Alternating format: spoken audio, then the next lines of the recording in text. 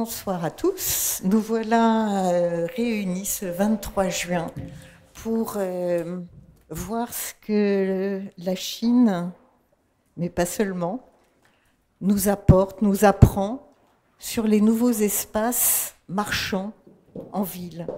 Et pour ce thème, la ville livrée, nous avons avec nous aujourd'hui, je commence par l'extrémité, Mathieu Ngodi. Mathieu Ngodi a beaucoup travaillé en Chine, notamment dans le domaine de l'alimentaire, sur les plateformes, une des plus connues, Freshippo. Il va nous raconter à quel point l'alimentaire joue un rôle important, mais c'est aussi le domaine d'Hélène Ovas. Hélène Ovas a également travaillé pendant de longues années en Asie, en Chine, à Taïwan, et c'est grâce à elle, d'ailleurs, que le vin et les alcools ont pris une telle place dans les exportations en Chine, comme elle ne le dit pas, je le dis. Et elle est par ailleurs docteur en droit de l'Université de Poitiers et pilote nombre de projets européens sur ces sujets.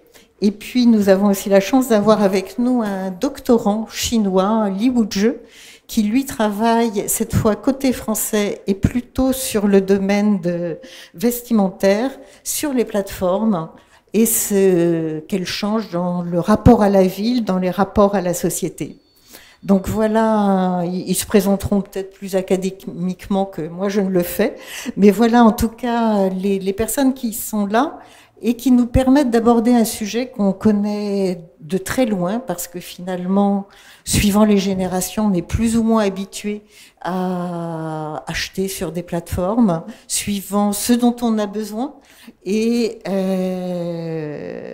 j'ai hâte de les écouter, nous montrer ces transformations qui sont devenues extrêmement violentes et extrêmement rapides en Chine il y a une dizaine d'années déjà, et qui sont beaucoup plus modestes en apparence en France ou de manière plus générale dans le milieu européen, puisque Li Wuzhe travaille aussi en Espagne et en Pologne. Voilà pour vous présenter le sujet sur ce que les plateformes et l'e-commerce fait à la ville, mais aussi à la campagne. On commence? C'est bon? Est-ce que vous avez envie chacun de vous présenter un peu plus ou ma présentation vous allait? Non, non, moi ça m'allait très bien. Juste peut-être ajouter que j'ai vécu en Chine de 88 à 2017. Donc peut-être citer cette date parce que ça permet de recadrer un peu par rapport à mon expérience professionnelle, ce dont je vais parler tout à l'heure, avec 6 ans, un intermède de 6 ans à Taïwan et puis 2 ans en France. Mais enfin, en gros, je suis rentrée en France depuis 2017. Li Wuzhe, Mathieu, vous voulez préciser un petit peu? Oui. Contrairement à Hélène et moi, et en fait je suis chinois, mais j'ai déjà habité en France depuis 9 ans, donc j'ai passé l'intégralité de mon... Oui, merci. J'ai passé l'intégralité de mon parcours universitaire en France, c'est pour ça en fait maintenant il y aura un chinois qui parlait de la situation en Europe.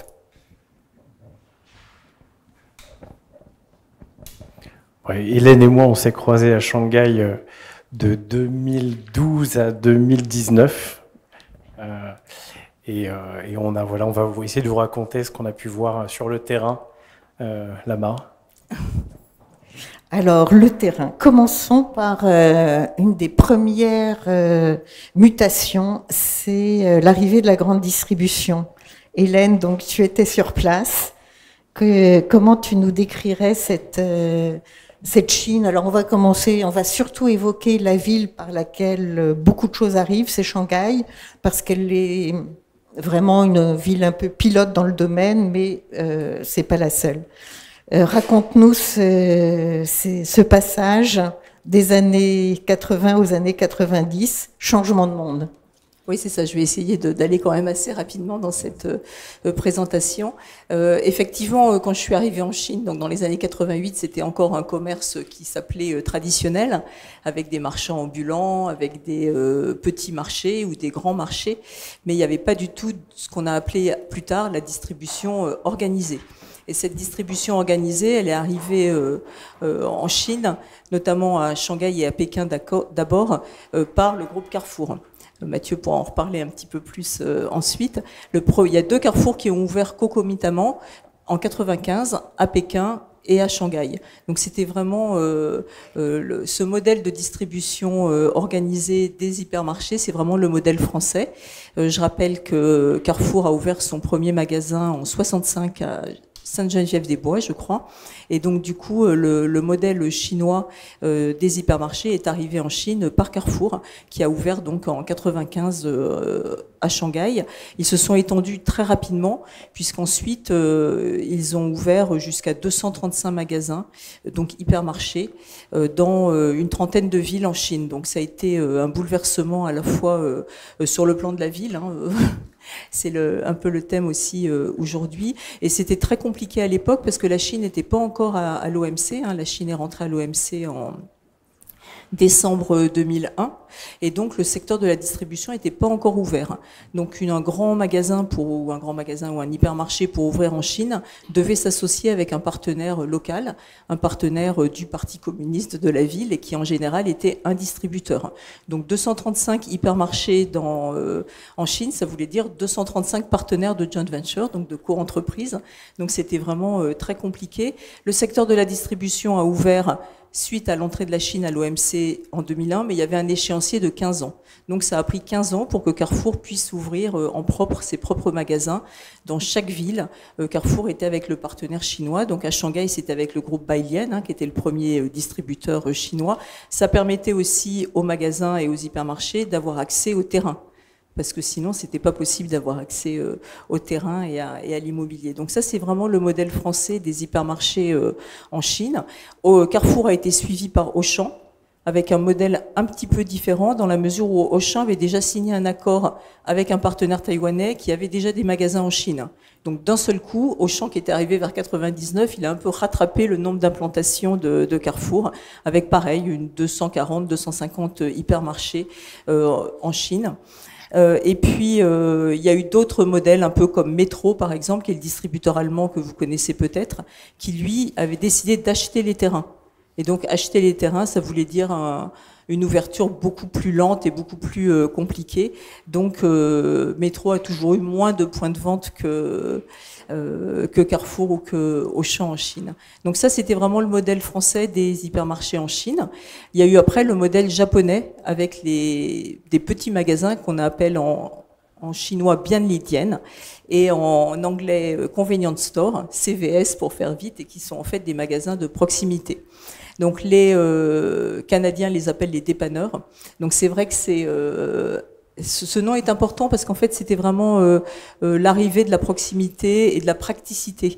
Je pense que le nom anglais convenient, c'est un peu meilleur que le thème français de proximité, parce que c'était le fait que c'était pratique en fait, et que c'était rapide, qu'on pouvait faire ses achats rapidement. Donc ça, ils survivent encore aujourd'hui, alors que Carrefour et Auchan, ainsi que tous les grands distributeurs étrangers, sont sortis de Chine après 2019, 2019-2020 à peu près. Alors pourquoi ils sont sortis de Chine si vite, après 25 ans quand même, mais c'était quand même assez rapide. Ils n'ont pas su prendre le biais du e-commerce qui est arrivé à peu près dans les années 2013-2014. Les grands groupes chinois de e-commerce ont pris une place très importante, et du coup ils ont détrôné ce modèle de magasin et d'hypermarché qui était quand même un peu différent de celui qu'on connaissait en France. En France, on allait chez Carrefour ou autre pour avoir des prix bas toute l'année. En Chine, ils étaient quand même positionnés assez haut de gamme. Les hypermarchés avaient des produits importés. Alors même si on trouvait tout sur un même toit, et s'il y avait des prix qui étaient contrôlés et affichés, le fait que ces hypermarchés étaient quand même assez haut de gamme en Chine par rapport aux marchands ou aux marchés qu'on trouvait par ailleurs, avec 2 systèmes, donc de distribution traditionnelle et de distribution organisée, qui cohabitaient en fait pendant longtemps avant cette arrivée du e-commerce en Chine. Donc je vais laisser la parole à Mathieu. Mais avant, peut-être, tu pourrais les situer dans la ville. Est-ce qu'ils sont comme À Paris, enfin à Paris justement, en région parisienne, est-ce qu'on est en dehors de la ville ou est-ce qu'on est dans la ville? Qu'est-ce que ça provoque? Ah ouais, alors ça c'est effectivement très intéressant et c'est aussi une grande différence par rapport au modèle hypermarché en France. Les modèles en Chine, ils sont toujours adaptés de toute façon. Ils sont situés dans les banlieues souvent, mais dans des banlieues où il y a des grandes zones de chalandise. Au début, dans les années 95-2000, les consommateurs chinois n'avaient pas de voiture, donc ils venaient faire leurs courses en vélo ou à pied. Donc c'était quand même de la proximité, les hypermarchés. Ça restait. Donc ils étaient bien, ils n'étaient pas dans les endroits les plus chics ou les plus chers en termes d'immobilier, mais ils étaient dans des endroits où il y avait beaucoup d'habitations en fait, de façon à capter cette clientèle. On le retrouve à Shanghai, mais pas uniquement dans toutes les villes. C'est à peu près ça. Ça n'a jamais été des lieux de banlieue lointaines en fait. Et avec des gros parkings tels qu'on les voit ici ou pas? Alors des parkings vélos au début. Ouais. Et puis après, ils se sont un peu agrandis avec des parkings auto. Mais le fait de venir faire ses courses en voiture, c'était pas le concept majeur de l'hypermarché. Hein. C'était en Chine. Donc plutôt, on était quasiment dans du magasin urbain, on pourrait dire. Oui, quasi. Mais alors, ce qui fait la grande différence, effectivement, et dans les définitions, on les retrouve, c'est une question de surface. Les supermarchés, c'est autour de 6000 m². Hypermarché, c'est au-delà. Et les convenience stores, c'est entre 30, 50, une centaine de mètres carrés maximum. Donc c'était le respect de la surface était là. C'était bien respecté, mais pas les autres données comme on les trouve en France ou ailleurs en Europe. Donc les grandes surfaces disparaissent vers 2015. Les petites surfaces restent avec les dépanneurs. On va adopter le terme canadien. Et est-ce que c'est vraiment concomitant avec l'e-commerce ou comment ça s'est passé, Mathieu? Le e-commerce en Chine, c'est... Bon, le groupe Alibaba, pour lequel du coup j'ai travaillé en Chine, les balbutiements, c'est 1999. 1999, c'est là où le fondateur du groupe Alibaba, parce que c'est un peu, il y a quand même on aime aussi raconter des histoires et des épopées entrepreneuriales. Donc la légende de Jack Ma, c'est un jour, c'était un professeur d'anglais, rejeté de travailler chez KFC, rejeté de nombreux emplois. Donc un petit monsieur, pas très grand, qui professeur d'anglais, emmenait les touristes dans sa ville natale à Hangzhou et apprenait d'eux. Un jour part aux États-Unis, cherche sur Internet le mot bière et il se dit ça c'est super bien. Et voilà, ça c'est la légende. Et donc c'est 1999, la naissance du groupe et il monte une espèce de page jaune chinois qui évidemment marche pas. C'est une success story Alibaba qui est faite de beaucoup d'échecs, de beaucoup d'événements marquants. Mais le e-commerce arrive, se développe, grandit dans les années 2000. Et l'évolution de la distribution en Chine, elle se fait, comme Hélène le disait, en 2019. Mais ça, c'est la fin de la grande distribution, on va dire européenne, française, avec vraiment les déboires, la cession le départ de Carrefour de Chine, la cession d'Auchan, etc. Mais ce qui se passe avant, c'est qu'il y a quand même un moment, je pense, notamment en 2010-2013, où ces enseignes, elles prennent pas, elles comprennent pas, elles intègrent pas cette notion de e-commerce. Le digital, c'est quelque chose qui n'est pas forcément dans leur culture. C'est une culture où on sait faire des têtes de gondole, on sait mettre des palettes de Coca-Cola devant des magasins, on sait négocier des promotions, mais la notion de service complémentaire de livraison, puisque c'est le thème d'aujourd'hui, n'est pas forcément intégrée dans cette culture de la grande distribution française, qui toujours en France n'est pas forcément très digitalisée, on le voit, se digitalise à la peine. Et le sujet que je voulais évoquer avec vous, c'est celle du coup d'un concept qui s'appelle le New Retail, donc la nouvelle grande distribution, et qui est conceptualisé par Jack Ma, le fondateur du groupe Alibaba, à partir de 2016, et qui repose sur quelques sous-concepts, mais notamment sur celui d'une distribution digitalisée.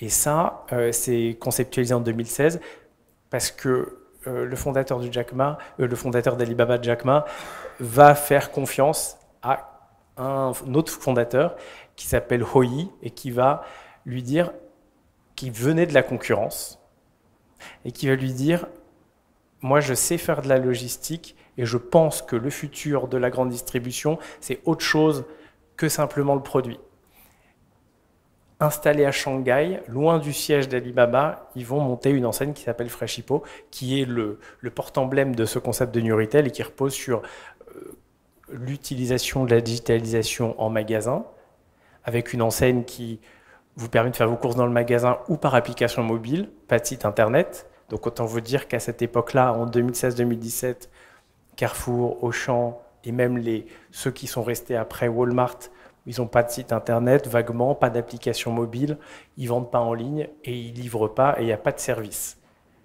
Ils devaient affréter, à l'époque, enfin, je pense que Hélène pourra abonder dans mon sens, ce qu'ils faisaient, ces enseignes de grande distribution, c'est qu'ils affrétaient des navettes pour que les gens aillent jusque dans les supermarchés faire leurs courses.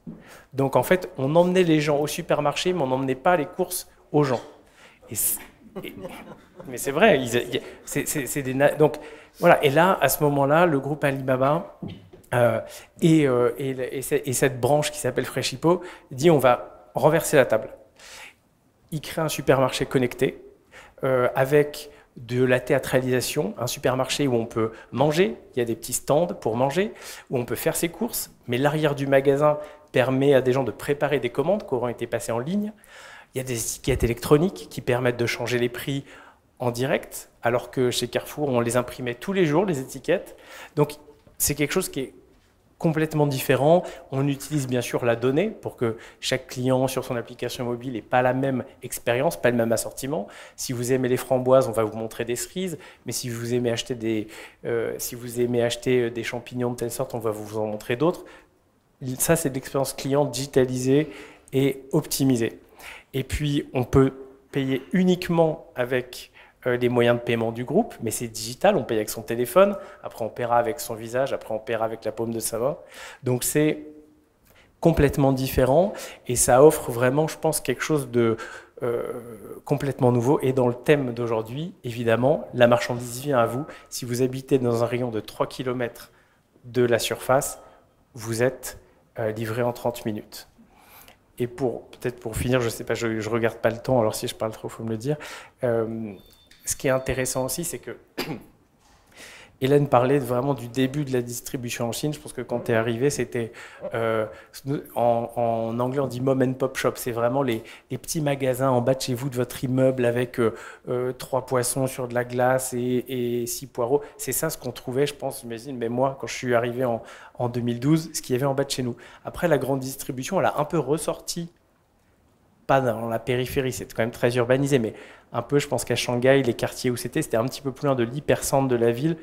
Et le New Retail, donc cette nouvelle grande distribution très digitalisée, a replacé quand même un petit peu en cœur de ville, comme un Monoprix. Je pense que ce qui est le plus facile pour l'avoir en tête, c'est Monoprix. Donc il y a un impact qui est important sur comment est-ce qu'on voit l'urbanisme et ces surfaces-là. Et point intéressant, moi les gens me disaient, là où vous installez un Freshippo, le prix des appartements et les loyers augmentent. Donc en fait, ça donnait envie aux gens d'être à 30 minutes, à 3 km de cette surface-là. Donc une approche qui est centrée sur le consommateur, sur le client. Et là, j'aimerais me tourner vers le plus jeune de notre tablé, parce que toi, Wujie, tu faisais directement partie de ces nouveaux consommateurs quand apparaissent justement ces expériences digitales. Et parmi celles-là, peut-être vous n'êtes pas trop familier d'un outil indispensable en Chine, l'application WeChat. Pour toi, elle apparaît quand, WeChat, et ça correspond à quoi? Est-ce que tu peux nous le décrire Ah oui, bien sûr, bien sûr. Oui, ça c'est aussi très intéressant. C'est que je ne sais pas si tout le monde, vous connaissez un peu l'application WeChat. En fait, WeChat, vous voulez imaginer à la base, c'est une application de messagerie comme WhatsApp pour s'envoyer des messages. Mais c'est sorti en 2011, en janvier 2011. je peux dire fièrement que je fais partie de ces premiers usagères. Je me souviens très bien. Il y a 14 ans, et en 2011, en été, j'étais juste à la fin, j'ai juste terminé mon collège. Il y a un ami qui me dit, regardez, pourquoi tu ne télécharges pas une application qui s'appelle WeChat? Avec ça, tu peux envoyer des messages vocaux. En fait, à cette époque-là, en fait, la fonction de message vocal, c'est quand même, ça semblait encore magique à cette époque-là. Et donc, pour ça, en fait, on a téléchargé ça. Et en fait, les premiers usagers de WeChat, en fait, sont transférés, en fait, d'un autre logiciel qui s'appelle QQ. C'est aussi, en fait, exploité par la même entreprise Tencent. Et au fur et à mesure, au début, le WeChat, c'était juste pour la messagerie, pour les messages vocaux, mais au fur et à mesure, il y a de plus en plus de fonctions ajoutées. Le plus important, c'est le paiement en ligne. Mais comment ils ont fait le marketing? Ils ont sorti une fonction qui s'appelle pochette rouge. En fait, ça, c'est une culture chinoise. Les Chinois aiment, dans la tradition, on aime se donner des pochettes rouges dans lesquelles il y a des dizaines, des centaines d'euros, et c'est comme un cadeau, c'est ça, entre les amis. Donc, ils ont sorti cette fonction de pochette rouge, hongbao, donc pour attirer les premiers usagers à utiliser en fait la fonction de paiement en ligne. Et une fois que le paiement en ligne a été intégré à ce logiciel, donc d'autres fonctions s'enchaînent, surtout à beaucoup de fonctions pour l'achat, l'achat de billets d'avion, la commande de repas, et même des démarches administratives, même comme la divorce, décès, tout peut se faire. Tout ça, en fait, ça se fait sur WeChat. Et pour vous donner un exemple du décalage, je recherchais sur Google quand est-ce qu'une revue, une presse française parle de WeChat. J'ai trouvé un article de Ouest France de 2021 pour dire que c'est nouveau. Donc vous voyez le décalage dans lequel on est. On est d'un côté avec une application qui permet de faire des démarches administratives, qui permet de commander et d'acheter en ligne, etc., qui en même temps les services d'une messagerie et voire d'un Facebook pour poster des commentaires, des informations, etc. Et c'est cette masse, je dirais, de consommateurs, puisque de facto ils sont nombreux à l'utiliser, qui va devenir les nouveaux clients de ces grandes surfaces qui elles-mêmes disparaissent. Donc on est effectivement avec l'engouement de toute une génération qui va se développer en même temps que les besoins de WeChat vont se développer. On peut le dire comme ça? Ça vous va? Donc on est avec une nouvelle relation finalement qu'on a du mal à imaginer ici, sur tout ce qui peut être numérisé. Et pour vous donner un exemple, je me souviens de la publicité de la ville de Shenzhen déclarant il y a 4 ans de ça, pour créer une entreprise, pour faire toutes les démarches, il suffit d'1h30. Je pense que le délai a dû se rétrécir depuis encore, hein, mais c'est pour vous permettre de mesurer ce que ça permet de faire. Donc effectivement, on a plusieurs bouleversements qui entrent en ligne de compte. Il y en a un dans ces années 2010. 2010, vous le savez, c'est la mise en place de l'exposition universelle à Shanghai.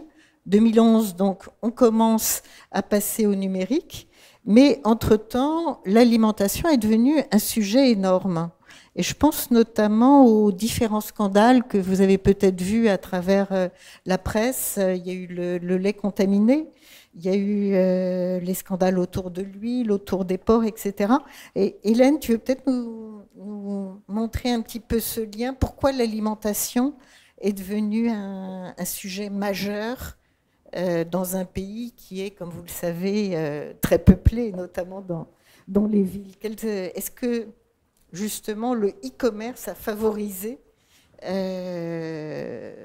cette confiance vis-à-vis de l'alimentaire par rapport à la grande distribution? Alors par rapport à cette question, c'est sûr que la question de la sécurité sanitaire des aliments, c'est un grand sujet en Chine depuis tout le temps, j'ai envie de dire, mais essentiellement depuis les années, on va dire 2008, où il y a eu effectivement cette crise de la mélamine avec des bébés chinois qui ont été contaminés par du lait renforcé avec du formica ou avec un produit qui ressemble à ça, de la mélamine, qui augmentait en fait le taux de protéines. Et donc, du coup, pour gagner plus d'argent, effectivement, on rajoutait cet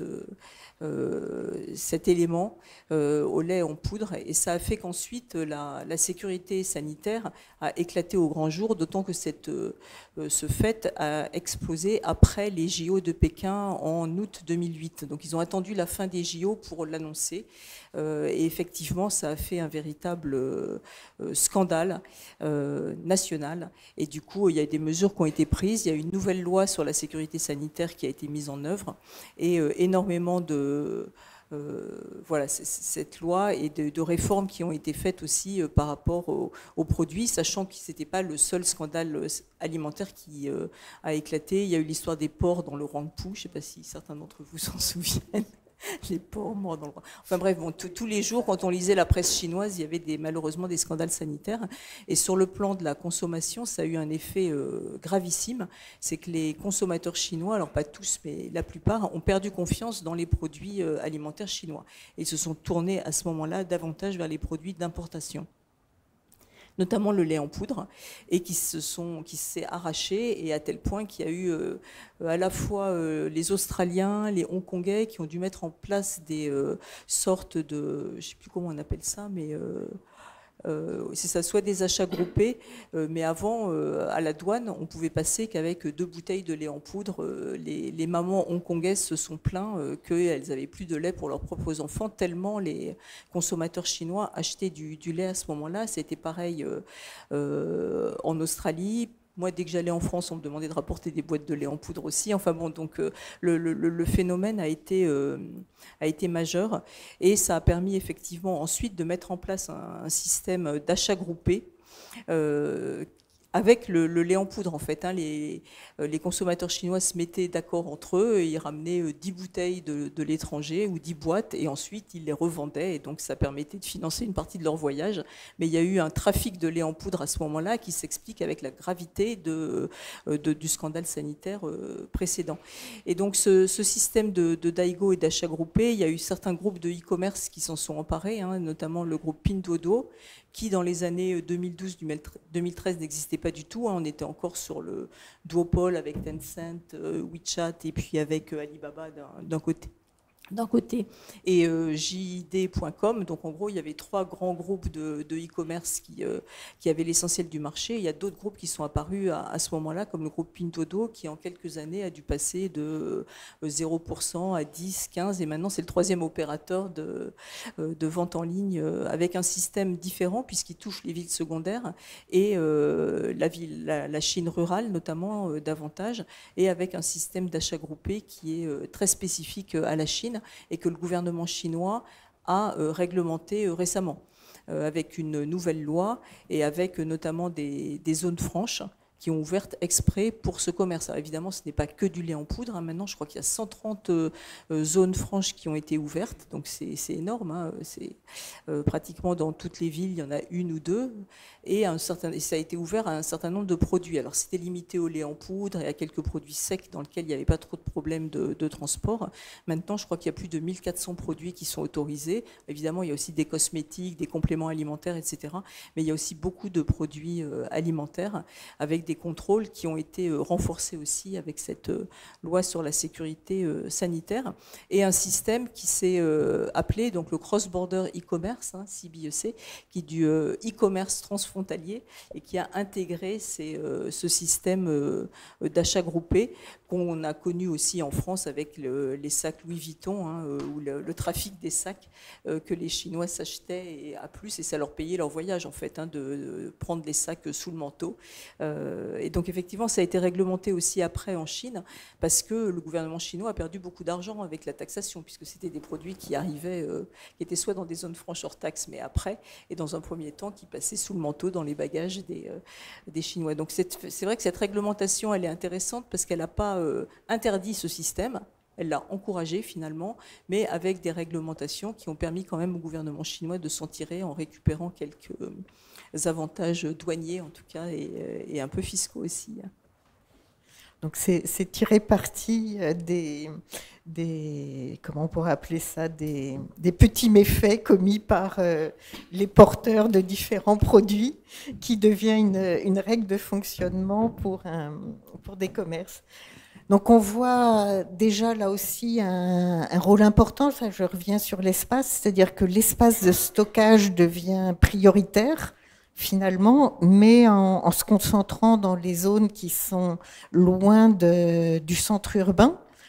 Et puis par ailleurs, tu parlais de la qualité alimentaire aussi qui se mettait en place à la même époque, Mathieu. Donc je fais aussi le lien avec la sécurité alimentaire évoquée par Hélène. C'est à peu près la même période aussi, non, la mise en place de ce qu'on appelle les villages Taobao. Est-ce que tu peux déjà nous dire ce que c'est qu'un village Taobao? Parce que là, on fait un peu conversation privée. Du coup, c'est vrai qu'on couvre deux sujets. Le premier sujet, c'est la traçabilité alimentaire et le contrôle de la chaîne de valeur. Donc, la grande distribution internationale, elle a quand même participé à donner son cadre, ses règles, c'est apporter ses services qualité et ses méthodes en Chine. Ça a été quand même bénéfique, il y a eu un effet d'apprentissage. Mais il y a eu avec l'essor du e-commerce, avec la digitalisation, l'idée qu'on pouvait être au plus près. Bon, aujourd'hui, c'est de la ferme à l'assiette. C'est ça, c'est d'être au plus près de la ferme du producteur au consommateur. Mais il y a eu aussi une idée de comment est-ce qu'on redirige la digitalisation, pas uniquement dans les zones très urbanisées, mais dans les campagnes, dans la ruralité, qui est à la fois quelque chose qui vient du e-commerce et qui vient aussi des pouvoirs publics. Alors pour vous resituer, avant de vous expliquer ce que c'est qu'un Taobao village, Taobao, c'est la plateforme de e-commerce numéro 1 en Chine, la plus ancienne ou une des plus anciennes, qui est née en 2003, qui fait partie du groupe Alibaba, et dont le format il est similaire à eBay ou Amazon, mais dont la spécificité, c'est d'être ce qu'on appelle du C2C, donc du particulier ou des PME aux consommateurs. Donc là, si vous êtes un producteur de miel dans une province reculée du Shandong, dans un petit village, vous pouvez ouvrir votre page et vendre vos produits partout en Chine. Mais pour vendre vos produits partout en Chine, si vous êtes un petit producteur de miel dans un petit village d'une province reculée, il vous manque peut-être des éléments. Donc, le groupe Alibaba, en 2009, décide de labelliser, de conceptualiser un Taobao village. Donc, c'est une ville où on voit que l'agriculture, l'artisanat local est promu de manière digitale sur la plateforme Taobao. Mais à ce moment-là, c'est uniquement de l'identification. On va trouver des endroits où il y a plus de 100 vendeurs qui réalisent au global, au niveau du village, 10 millions de RMB de chiffre d'affaires en ligne et qui aident l'économie locale en créant de l'emploi et évidemment avec ces revenus qui sont créés par le e-commerce. Mais ce qu'on voit, et là je vais arriver à un deuxième concept, c'est qu'en 2009, on conceptualise. 2013, on en a 20 en Chine. Ça ne fait pas beaucoup de villages Taobao. Mais en 2016, on en a 1300. Et puis, en 2020, on en a plus de 5000. Et l'objectif, et là j'arrive au point qui est intéressant, l'objectif de ces villages-là, c'est quoi? C'est de réduire la fracture numérique entre Shanghai et... parce que la Chine, bon, c'est très grand quand même, donc il ne faut pas croire qu'il y a des tours partout. Il y a des endroits où, dans les zones reculées, les gens vivent avec les animaux de la ferme. Et la Chine, elle a beaucoup de visages. Donc il faut réduire la fracture numérique, il faut pousser l'économie locale, il faut créer de l'emploi, et il faut aussi, d'une certaine manière, freiner un peu l'exode rural. Parce qu'aujourd'hui, bon, je pense qu'on le voit partout, la question de l'emploi des jeunes en Chine, c'est important parce que tout le monde va dans les villes pour trouver un job, mais est-ce qu'il y a des jobs partout en ville? C'est pas sûr. Donc, on s'est dit, on va labelliser ces Taobao villages, mais comment on fait pour en avoir? Parce que s'il n'y en a pas tant que ça, si on les a tous identifiés, il faut les créer, il faut les favoriser. Et donc là, à l'échelle nationale, Alibaba va lancer un programme qui s'appelle Taobao Rural, que j'ai eu la chance de pouvoir visiter en Mongolie intérieure. Donc c'était un voyage très intéressant où on voit dans des villages des endroits où Internet est arrivé. Et il faut s'imaginer, j'imagine que dans certaines villes de France, moi je suis d'une petite ville du Berry, on a attendu la fibre dans un lieu dit de 10 maisons. Donc en Chine, imaginez dans les provinces les plus reculées, la fibre n'est pas toujours là. Donc le programme Taobao Rural, c'est ça, c'est de promouvoir à l'échelle nationale un programme qui va aider, et pas seulement en apportant la fibre, en construisant des routes, en construisant des ponts logistiques, en emmenant des camions. Et bon, ça sert quand même à Alibaba. C'est pas juste de désenclaver des endroits, ça sert parce qu'on a plus de marchands sur la plateforme, on a plus de produits à vendre, mais on apporte aussi la plateforme pour que les gens achètent. Donc c'est ça qui est intéressant, ça va dans les deux sens.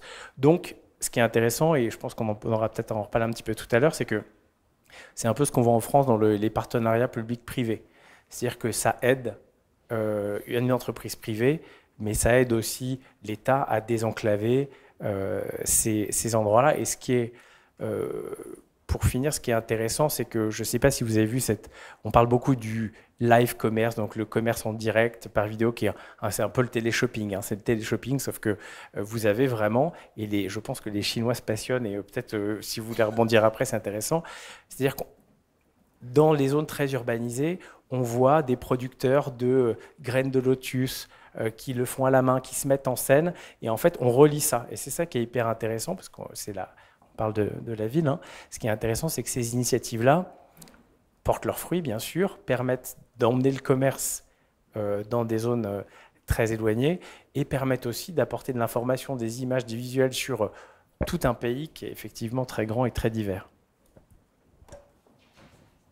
Oui, je veux bien rebondir. C'est vrai que ça a été intéressant, ces Taobao Village, sachant que comme le e-commerce, c'est vraiment le fait de très grands groupes et de duopoles, JD.com, qui était le concurrent un peu d'Alibaba, mais très loin derrière, a fait aussi la même chose. Donc, vous avez Jack Ma, là, justement, on parle d'Alibaba, c'est lui. Le patron d'Alibaba, donc le patron de JD.com, qui s'appelle aussi Monsieur Ma, mais qui n'est pas son frère, ni son cousin, a aussi lancé ces Taobao Village. Donc ça permet effectivement de démultiplier les expériences, et avec ce dont parlait Mathieu, là, de partenariat public-privé, très clairement, il y a eu un grand soutien du gouvernement chinois par rapport à ces initiatives qui ont effectivement permis de sauver un petit peu l'emploi, d'utiliser des migrants dans les grandes villes qui n'avaient pas forcément de travail et qui revenaient chez eux travailler par ce biais-là. Donc il y a eu aussi un effet social qui était très important. Ce que je voulais dire aussi également, c'est que ces formes de commerce et de distribution, en fait, elles se chevauchent les unes les autres. C'est pas parce qu'il y a du e-commerce ou des Taobao Village qu'il n'y a plus de formes traditionnelles. Comme le disait Mathieu, c'est vrai qu'à l'échelle de la Chine, on trouve encore des marchands ambulants, on trouve encore des marchés. Alors même si là, je suis revenue en Chine en novembre dernier, et c'est vrai que j'ai été intéressée. Le petit marché qui était à côté de chez moi avait disparu, donc pour aller acheter ses légumes tous les jours le matin, c'était plus possible. Mais par contre, il y avait une cinquantaine de magasins éphémères qui avaient ouvert autour de chez moi, où on retrouvait ces mêmes marchands de légumes. Donc quelque part, l'espace de la ville, il reste quand même occupé par différents types de distribution.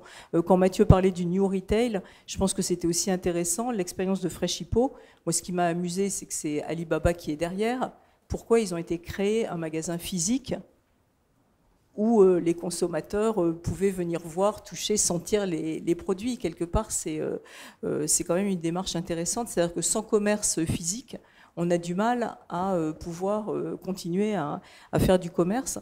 Mais ce qui est intéressant aussi de voir, c'est que c'est les acteurs du commerce numérique qui ont gagné par rapport aux acteurs du commerce physique classique. Donc c'est un peu ce qui s'est appelé le phygital, hein, de faire à la fois du commerce physique et du commerce digital. Mais en Chine, c'est vrai que ça a pris des proportions incroyables, sachant qu'on a des nouveaux distributeurs qui sont arrivés aussi, comme Walmart, hein, qui est le premier distributeur américain, avec des formats d'hypermarchés un peu différents, puisque c'est devenu des magasins à membres. Et là, effectivement, il faut acheter une carte et après, on est membre. Donc, c'est un petit peu élitiste, mais derrière, c'est vraiment le prix les plus bas.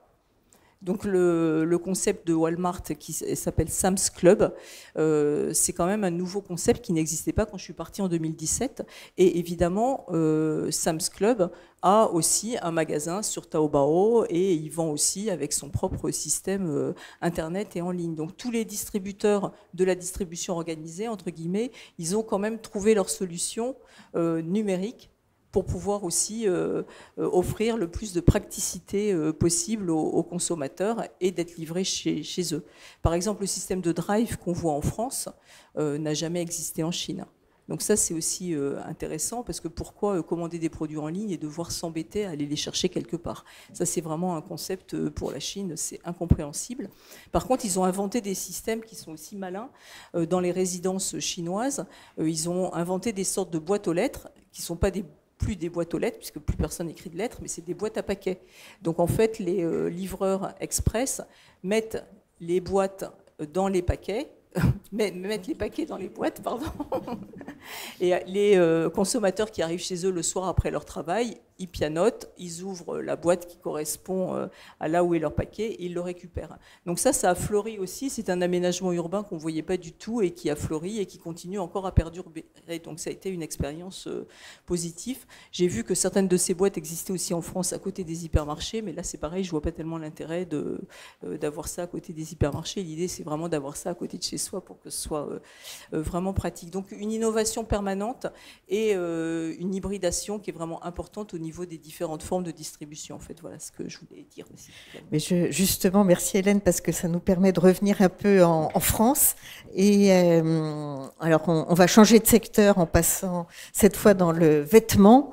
Vêtements, vous avez, pour ceux qui sont parisiens, tous suivi l'indignation des habitants du 11e quand la rue Popincourt a commencé à se vider de ses dépanneurs, on va les appeler comme ça pour rester sur le registre, et avec une intervention notamment des pouvoirs publics pour que justement on puisse retrouver un tissu de petits commerces et non pas déjà de la fabrication à plus ou moins grande échelle de vêtements chinois. Donc j'aimerais que tu nous décrives un petit peu ces parcours, puisque tu as étudié à la fois la rue Popincourt, mais aussi Aubervilliers et même les plateaux qui se développent près de l'aéroport à Tremblay. Donc décris-nous un peu cette évolution et les dates. Vous allez voir, le parallèle est intéressant. Ok, pas de problème. Vu que les photos, ils sont déjà là, et avec ces photos, en fait, ça vous donne au moins une idée, en fait, de ce que c'est les marchés de gros et occupés par les Chinois en région parisienne.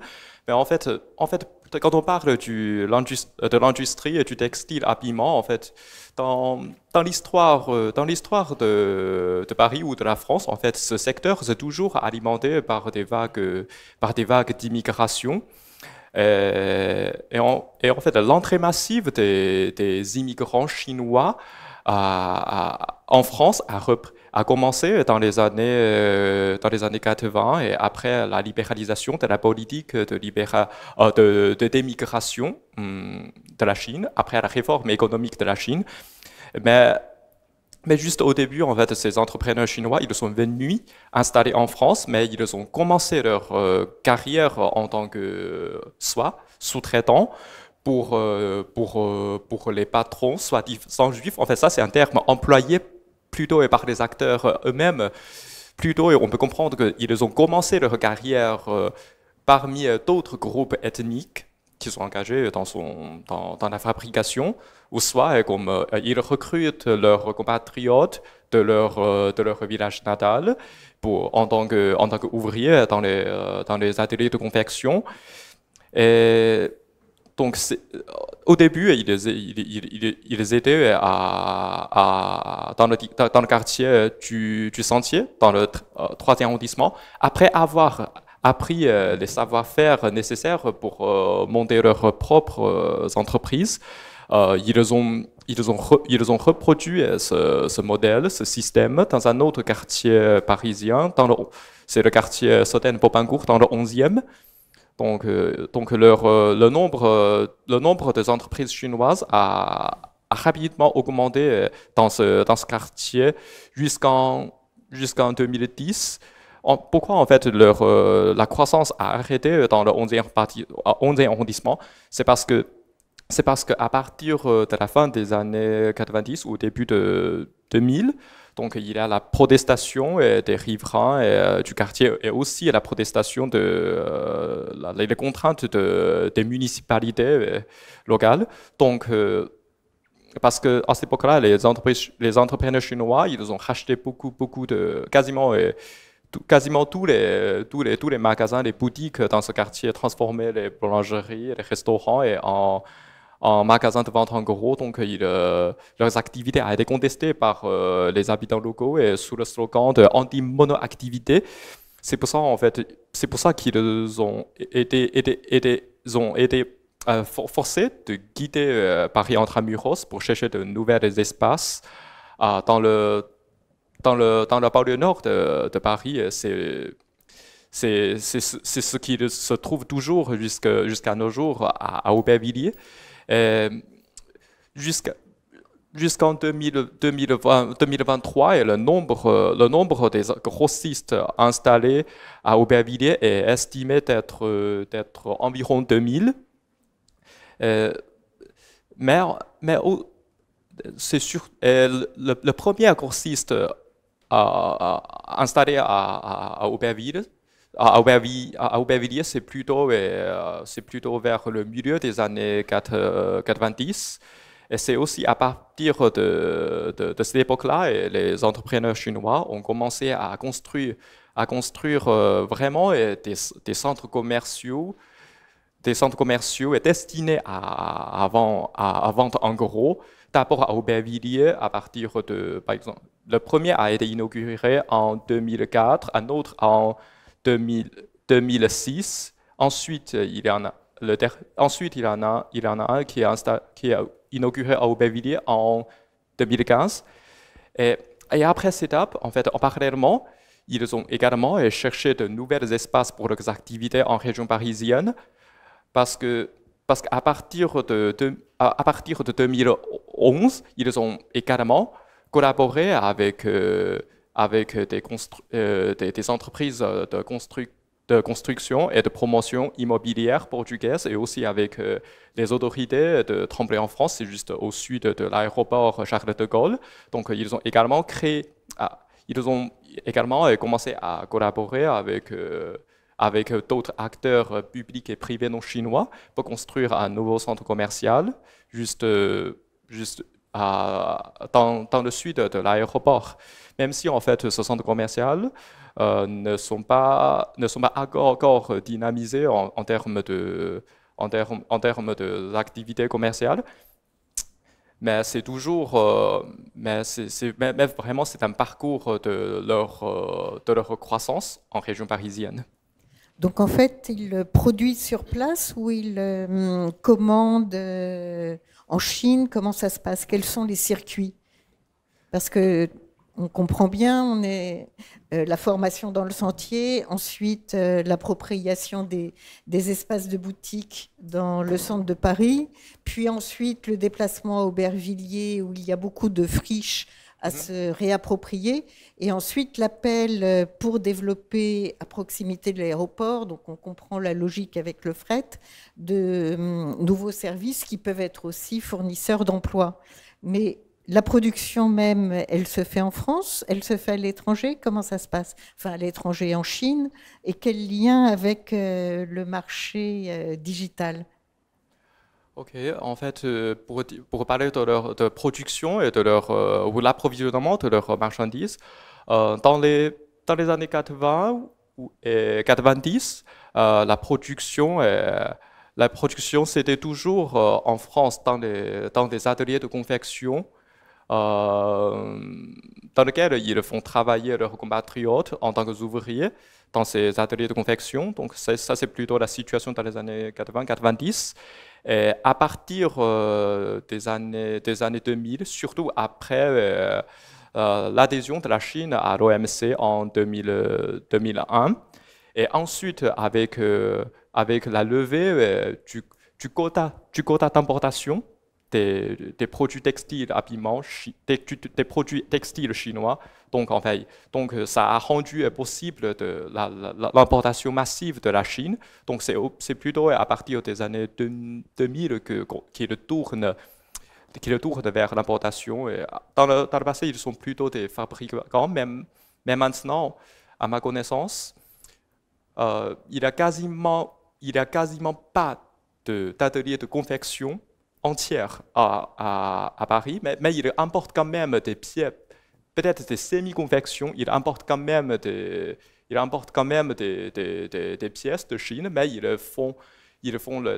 réalisent juste la dernière étape en France. Parfois, c'est juste une stratégie de marketing pour avoir l'étiquette de Made in France, Made in Italy. Donc, mais le lien avec e-commerce, c'est plutôt en fait généralement il y a trois modes de distribution de marchandises fabriquées en Chine euh, vers l'Europe. D'abord, c'est toujours le cas. Notre cas, c'est par les réseaux des petites entreprises souvent de type familial, et aussi par les marchés de gros qui le forment. Mais en fait, justement, il y a un schéma qui est passé en fait pour montrer que en fait, ces marchés, il, il est plus, il est marqué par des réseaux très diversifiés et très individualisés. Donc, en fait, chaque entrepreneur, chaque entreprise ont leur propre réseau de distribution, d'approvisionnement. Donc, c'est assez compliqué. Mais, mais généralement, en fait, on peut classer tous ces marchés de gros dans le monde en quatre catégories. À la base, c'est ce que j'appelle un marché d'origine, c'est-à-dire les marchés juste à côté de leur lieu de production. À côté, il y a beaucoup d'ateliers de production. Donc, un marché d'origine se forme à côté de ces ateliers de production. Ensuite, ces marchandises sont transportées ou circulées vers les marchés de rassemblement. Dans le cas de Chine, le plus important et le plus connu, un exemple le plus connu, c'est le marché de Yiwu.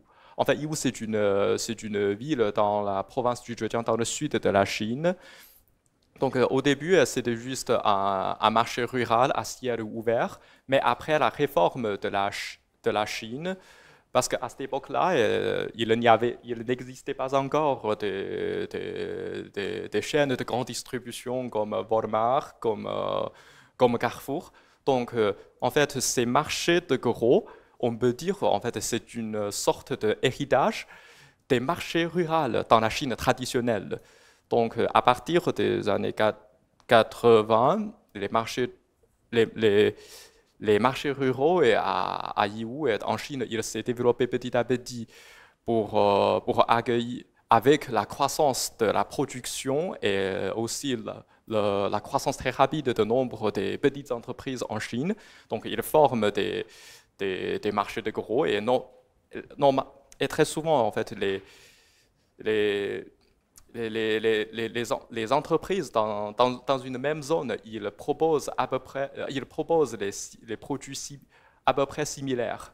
Donc, comme ça, en fait, il y a un effet d'échelle pour attirer les clients parce que les clients, ils trouveront et ils trouveront un plus grand éventail de choix. Un autre mode, c'est plutôt comme Hélène et Mathieu a décrit, c'est plutôt l'approvisionnement des grandes marques auprès des fabricants, à l'image de H&M, Zara et Uniqlo. Donc, c'est surtout plutôt des grands fabricants, les grands acheteurs qui s'engagent dans ce modèle. Et la dernière, c'est le nouveau phénomène avec l'émergence de e-commerce transfrontalier chinois, avec leur entrée dans le marché international. Des exemples le plus représentatifs, c'est celui, il y en a deux marques. D'abord, il y en a qui s'appelle Shein, l'autre c'est Temu. Justement, Hélène et Mathieu a parlé de Taobao et de Pinduoduo, ce genre de plateforme en Chine. Mais en fait, ils cherchent également à s'internationaliser avec leur stratégie d'internationalisation. Donc, ils ont vraiment bouleversé le mode traditionnel qui est formé par des milliers de petites entreprises. Mais il faut savoir que en fait, l'émergence de ce troisième mode par l'e-commerce est toujours passée la préexistence des réseaux de distribution, des réseaux de production développés avec le premier mode, c'est-à-dire les petits entrepreneurs, parce que la plupart des vendeurs sur Temu, c'est juste comme Taobao, ce sont des PME, des petites entreprises. Et aussi, dans le cas de Shein, c'est pour les produits de vêtements. En fait, leurs fabricants ne sont pas des grandes usines, ce sont quand même des milliers de petites confections. En fait, ils s'inscrivent sur la plateforme Shein pour avoir la commande. Donc, c'est quand même, ici, ce n'est pas uniquement la plateformisation de chaînes de distribution, de vente, mais également la plateformisation de production. Donc, c'est pour ça, maintenant, on a le nouveau modèle, comme j'ai montré justement dans les photos. Merci. Donc on voit bien ce développement qui s'uniformise. On ne fait pas la différence entre Varsovie, l'Espagne ou la banlieue parisienne en termes de stockage ou de présentation.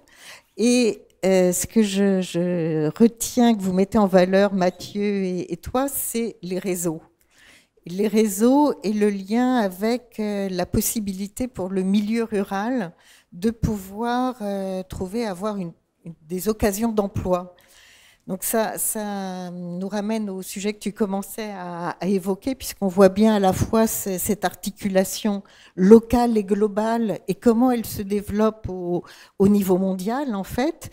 Tu l'évoquais, Mathieu, c'est au départ les villages Taobao, c'est aussi une décision nationale, ou plutôt une politique nationale en Chine, de permettre de développer de l'emploi pour une population rurale.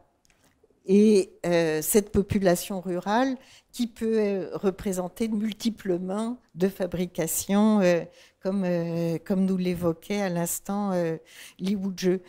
Est-ce que, donc moi j'ai un peu en mémoire que dans les écoles d'architecture et d'urbanisme qu'on fréquente, que c'est à partir de 2009 environ, donc le lendemain des Jeux Olympiques, où on commence à mettre la priorité sur ce milieu rural en termes de possibilités d'emploi, et ce milieu rural aussi en termes de comment garder la qualité des lieux. Et si je me souviens bien, Mathieu, tu mettais aussi en avant la consommation. Donc on a cette double réforme, cet intérêt pour les territoires ruraux, stratégie nationale, une application qui dépend des pouvoirs régionaux, et le Zhejiang est revenu à plusieurs reprises, le Zhejiang que tu connais bien, Et puis aussi ce rêve, celui d'urbaniser les ruraux, ça paraît un terme un peu barbare, mais c'est, je crois, aussi un élément que tu connais bien. Est-ce que tu peux nous dire un petit peu plus avant sur ces pistes que je dresse? C'est vrai qu'on se faisait la réflexion pendant la préparation de la conférence que, parallèle intéressant, le président chinois, avant d'être secrétaire national du Parti communiste chinois, pardon, il était secrétaire régional dans le Zhejiang, qui est le siège du groupe Alibaba. Donc, c'est-à-dire qu'il a pu voir en premier lieu et de très très près les possibilités du e-commerce. Et ce qu'on voit, c'est que de toute façon, et je pense qu'on le sait, en Chine, l'État est fort et présent et influe un peu partout, mais c'est ce type de relation privilégiée ou proche, je pense, ils se connaissent, le président chinois et Jack Ma, le fondateur d'Alibaba. C'est à ce moment-là qu'on voit qu'il y a des impulsions qui sont faites d'un côté et de l'autre et que quand les deux peuvent céder, ils le font. Et donc là, on l'a vu avec ce qui étaient les Taobao villages qui permettent de désenclaver, mais qui aident aussi l'État et le gouvernement à montrer des résultats probants sur l'emploi, sur l'urbanisation, etc. Et on avait un autre exemple, alors je ne sais plus, je ne vais pas déborder sur ce que je disais, mais sur la consommation, on voyait, l'idée c'est de faire en sorte que les gens puissent vendre leurs marchandises partout, mais aussi de leur apporter Internet pour qu'ils puissent acheter de la marchandise. Donc il y a des flux commerciaux qui se créent comme ça et qui sont quand même évidemment impulsés. Et effectivement, je ne sais pas si la doctrine c'est le mot juste, mais qui a été développé par Xi Jinping, c'est le rêve chinois. Je sais plus, je me rappelle plus comment on le dit en chinois, mais le rêve chinois, et avec un capitalisme mais à spécificité chinoise. Je crois que là, la traduction est correcte. Et ce qu'on voit, et Hélène le disait tout à l'heure, elle remontait que effectivement, c'était étonnant que dans ces supermarchés super digitaux, il y a des grands bacs avec des homards et des poissons. Mais finalement, la culture, elle infuse aussi. Pas que la culture, c'est-à-dire le fond. Les magasins ultra traditionnels sont digitalisés, donc ça c'est aussi intéressant. Et cette digitalisation des campagnes, c'est-à-dire qu'on essaie de maintenir cette culture chinoise, mais de la faire très digitalisée. Et le dernier point que j'avais, c'était dans ce renvoi de balles entre le privé et le public. C'est, nous, on l'avait vu, alors Hélène en a parlé sur le commerce transfrontalier avec ces zones, ces entrepôts sous douane, donc là qui sont en périphérie, près des ports, près des conteneurs, là où la marchandise, elle arrive. Et puis, vous l'avez peut-être vu dans la consommation qui s'essouffle, en tout cas c'est les chiffres qui ressortent, c'est la consommation en Chine, elle s'essouffle un peu, et ce qui se passe, c'est comment on fait pour que les gens ils consomment un petit peu plus, pour rebooster la consommation. Là, ce qu'on fait, c'est que les entrepôts sous douane, on va les rapprocher un petit peu, on va les mettre dans les magasins avec un espace où on va montrer les produits, parce que ces produits ne sont pas dédouanés. Alors il faut quand même créer une loi spéciale pour que ces produits qui ne sont pas dédouanés puissent être mis à la vue des clients. Et puis quand la consommation, elle pêche peut-être encore un peu plus, on se dit, bon tiens, on va créer un cadre réglementaire supplémentaire qui a été piloté avec Freshippo, donc cette chaîne de supermarchés. On dit aux gens, au lieu de les commander sur Internet et de vous les faire livrer chez vous demain, vous venez les voir dans le magasin, vous les essayez, puis il y a des conseillers, un peu comme chez Sephora, on vous montre, on vous explique pourquoi ce lait en poudre il est mieux, on vous explique pourquoi ces compléments alimentaires ils sont mieux, on vous explique pourquoi cette teinte de fond de teint elle est mieux pour vous, et puis 1 heure après, vous pouvez le retirer en magasin. Donc le cadre entre guillemets réglementaire et du coup les lieux de stockage et les lieux de consommation, ils évoluent aussi au gré de ces évolutions de la consommation et des politiques publiques. Donc c'est ça qui est intéressant de voir que ça se soutient quand même mutuellement. C'est des écosystèmes et l'écosystème c'est important, s'auto-alimente. Oui, peut-être rajouter juste un point. Effectivement, la crise économique en Chine est très certainement sérieuse, même si on n'a pas des chiffres sur le sujet.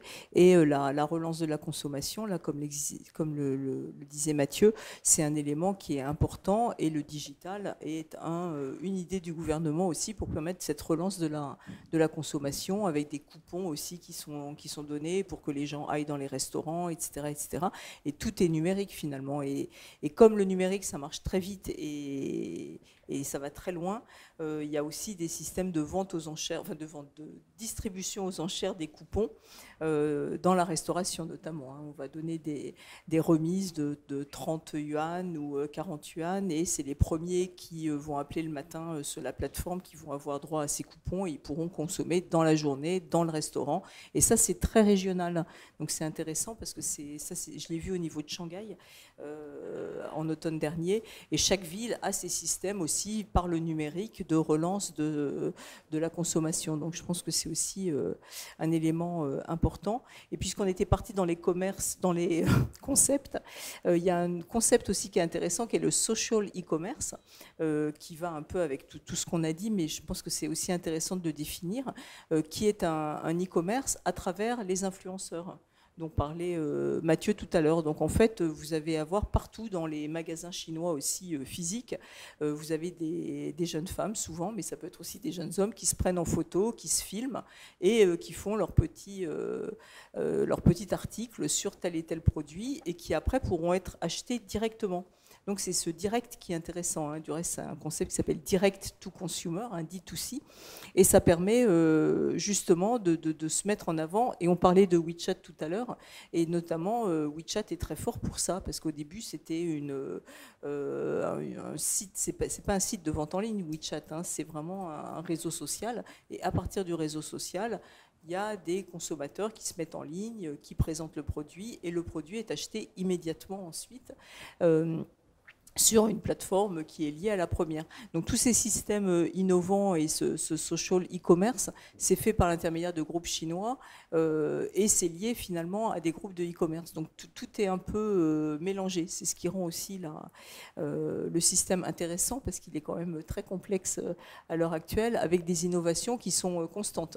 D'où l'importance aussi de se rendre sur place et de voir ce qui se passe et les transformations auxquelles on peut assister au jour le jour. Donc dans cette incitation à consommer, qui est effectivement, je dirais, de mise depuis une dizaine d'années pour la relance de l'économie, c'est en fait une incitation aussi à consommer de manière très différente et très diversifiée. C'est ça que je comprends en vous écoutant. C'est-à-dire que les commerces physiques ne sont pas forcément les lieux où l'on achète, mais c'est les lieux où on voit les produits. C'est ça ? Oui, c'est ça. On parle d'expérience d'achat, du reste. Je pense que c'est le terme, Mathieu. Et donc, les consommateurs ont besoin d'aller dans des magasins ou en ligne et d'avoir cette même expérience, en fait. Qu'elle soit en ligne ou dans le commerce, c'est une forme d'expérience qu'ils vivent, plus que d'acheter un produit comme ça avec un prix et une photo ou un produit. Donc voilà. On différencie le lieu où l'on consomme du lieu où l'on consomme et de ce que l'on consomme.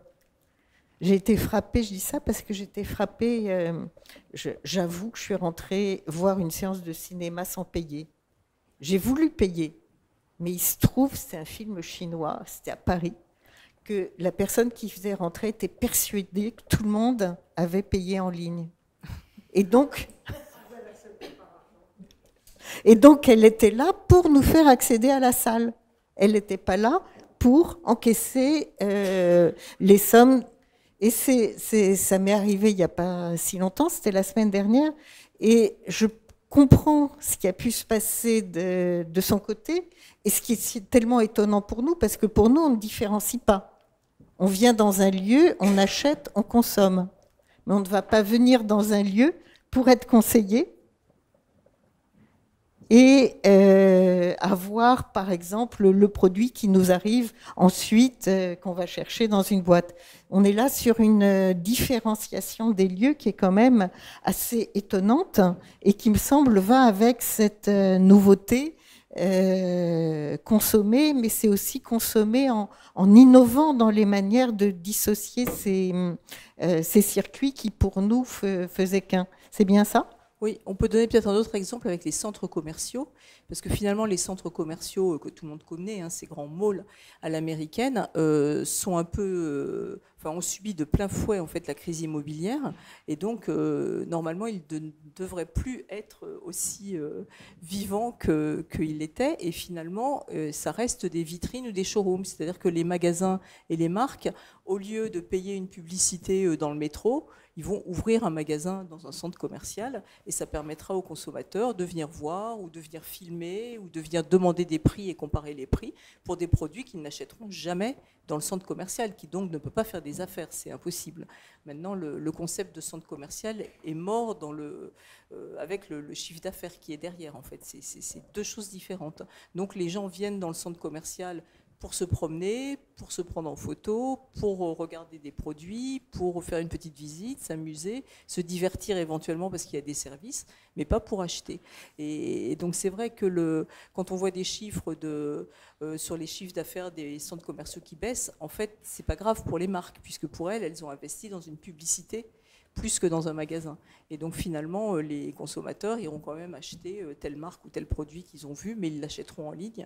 Donc la marque va quand même gagner de l'argent, le fabricant, mais le centre commercial en tant que tel, c'est autre chose qui émerge, même si sur l'aspect extérieur, ça reste un peu pareil dans la ville. Mais quand on voit la superficie justement des grands centres commerciaux dans les villes et qui s'est mise en place il y a une vingtaine d'années, est-ce que ça reste des lieux rentables pour les commerces? Je me souviens là encore des bureaux d'urbanisme disant on ne sait plus quoi faire de nos centres commerciaux. Je pense au tout premier qui a été installé à Shanghai, à Suqiarui, et qui en 2014 n'était déjà plus, il était déjà dépassé dans son mode de fonctionnement et il n'était déjà plus rentable pour les commerces. Vous avez une idée de ce point de vue-là, Mathieu, Hélène? J'allais dire, on a vu un peu le digitaliser ou mourir. Ouais. Et après, il y a eu livrer ou mourir. Parce que c'est quand même le sujet d'aujourd'hui, c'est la ville livrée. Je fais juste un petit pas en arrière parce que Hélène parlait des types de supermarchés club, Sam's Club. Aux États-Unis, ils livrent pas, ils livrent nulle part, ils livrent que en Chine. Ils livrent en Chine et ils se sont installés, ils ont grandi parce qu'ils livrent 50% de leur chiffre d'affaires, c'est de la livraison. Donc, il y a eu digitaliser ou mourir, ça c'était un peu Carrefour et Auchan, livrer ou mourir. Et Starbucks, en Chine, ils ont développé de la livraison. Donc il y a ça. Et après, il y a un autre aspect dont j'ai parlé un petit peu avec Fresh Hippo, et je ne sais pas ce que vous en pensez, c'est théâtraliser ou mourir. C'est-à-dire qu'il y a certaines marques en Chine, je pense à une marque de lunettes de soleil qui s'appelle Gentle Monster, qui fait, mais le magasin est délirant en fait. Il y a de l'art dans le magasin, c'est éphémère, tous les mois ça change, donc il y a quelque chose qui est différent. Les gens ils vont pas dans un endroit s'il n'y a pas quelque chose d'intéressant, de différent. On a vu dans la guerre qui existe en Chine sur ceux qui font du café, les franchises de café internationales ou locales, qu'est-ce qu'on fait de différent?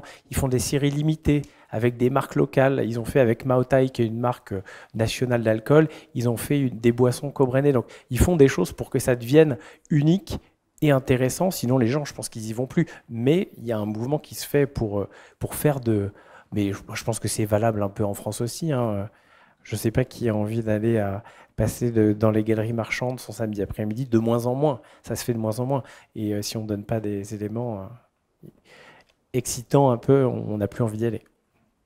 Oui, je pense qu'il y a effectivement ça, les Gentle Monster ou des expériences absolument époustouflantes. Justement, à Shenzhen, là où j'étais, je l'ai vu, ce Gentle Monster, là, c'était absolument hallucinant.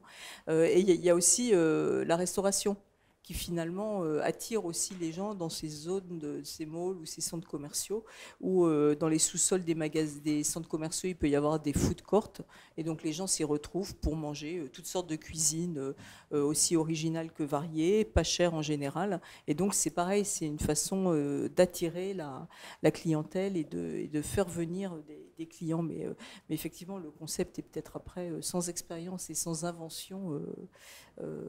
Voilà, sur le plan de l'immobilier, je pense qu'il y a un peu de souci à se faire de la part des gestionnaires de ces centres commerciaux. Merci Hélène. Et face à on voit bien ces décalages entre le consommateur en France et le consommateur en Chine. Comment réagissent les entrepreneurs chinois que tu connais, Wuzhe? Comment eux perçoivent dans leur quotidien ces différences de consommation et de mode de consommer? Ok, en fait, concernant le cas des grossistes, qui est le sujet de mon étude, en France, en Europe, je voudrais dire, en fait, ils sont relativement plus chanceux par rapport oui, avec leurs compatriotes en Chine. C'est que, d'abord, une chose, c'est que la plupart des entrepreneurs chinois, ils sont des grossistes, parce que, donc, en fait, leurs clients, ce sont des professionnels. Donc, pour les professionnels, donc leur consommation, leur décision d'acheter quelque chose n'est pas tellement émotionnelle comme un consommateur individuel. Donc c'est pour ça, en fait, pour les détaillants, pour les professionnels, pour eux, parce que c'est leur métier, donc il vaut la peine de se rendre sur place pour surveiller les marchandises ou même pour surveiller la production. Dans le cas de mes interviewés, les grossistes, en fait, ils se rendent en Chine 4 ou 5 fois par année, même quasiment chaque saison en Chine, pour rencontrer leurs fabricants et pour s'assurer que ouais, toutes les marchandises produites soient 100% conformes à leurs attentes. Donc c'est aussi le même cas pour les détaillants en Europe. Même s'il y a déjà des plateformes B2B, c'est-à-dire entre les professionnels en ligne, mais ils préfèrent toujours acheter chaque article dans le magasin. C'est pour ça qu'ils ont une meilleure chance. Mais quand même, ce qui est vraiment menaçant pour les grossistes en Europe, c'est l'entrée de ces e-commerce, destinés à vendre en détail en Europe. Parce qu'avec l'entrée de ces e-commerce, ils ont d'abord en fait pris les marchés les parts du marché des détaillants qui sont clients de ces grossistes. Parce que les détaillants, ils vendent moins. Encore, ils s'approvisionnent moins auprès de ces grossistes. Ça, c'est menaçant pour eux. Mais leur stratégie, c'est plutôt en fait une stratégie entre compétition et coopération. D'un côté, ils continuent leur mode traditionnel à vendre en gros aux détaillants en Europe. Mais d'un autre côté, ils essaient quand même de s'inscrire sur ces plateformes de vente en ligne pour devenir des vendeurs sur ces plateformes. Donc, c'est plutôt en fait une coexistence de coopération et de compétition. Et ça, c'est aussi un phénomène très intéressant à observer dans les années à venir. Merci. Et vous insistiez sur la nouveauté qui était en Chine, la livraison. Et on voyait dans le précédent rendez-vous Chine au Vietnam à quel point la livraison avait été un apport nouveau dans la ville. Qu'est-ce qu'il en est en Chine? Est-ce que c'est devenu une habitude? Est-ce que c'est quelque chose de quotidien pour le consommateur? Et qu'est-ce que ça provoque là aussi dans l'espace urbain? Alors, au niveau de la livraison, c'est ce sur quoi le e-commerce s'est basé au début, et ce qui a une explication du succès de ce e-commerce en Chine, c'est le rôle des livreurs, des kuaidi en chinois, des livreurs express qui sillonnent toutes les villes, et un coût de la logistique qui était quasi gratuit. Et donc ça, c'est vrai que ça a permis aux grands groupes de e-commerce de se développer avec des prix qui étaient pareils, qu'on achète en ligne et qu'on soit livré chez soi, que dans les magasins.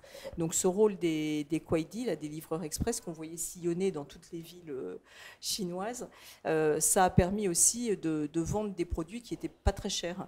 finalement des rouleaux de papier toilette, enfin bon, donc tout ce qui est le début du e-commerce en Chine, contrairement aux États-Unis, en Europe, on achetait plutôt des produits assez chers avec le e-commerce. En Chine, c'était plutôt des produits qui n'étaient pas forcément premium, mais assez bas de gamme, grâce à ces livreurs express qui ensuite ont constitué une sorte de modèle social à part entière, tellement ils étaient nombreux d'une part, et puis tellement ils ont aidé aussi à sauver le chômage urbain, et ils se sont reconvertis dans la livraison. Donc ça a été un élément social qui est très intéressant. Il y a un camarade à toi, doctorant aussi, qui a travaillé sur ce sujet, et c'est passionnant en fait de voir comment aussi le gouvernement chinois ensuite a dû légiférer pour que les Kuaidi, donc ces livreurs express, aient un statut spécial.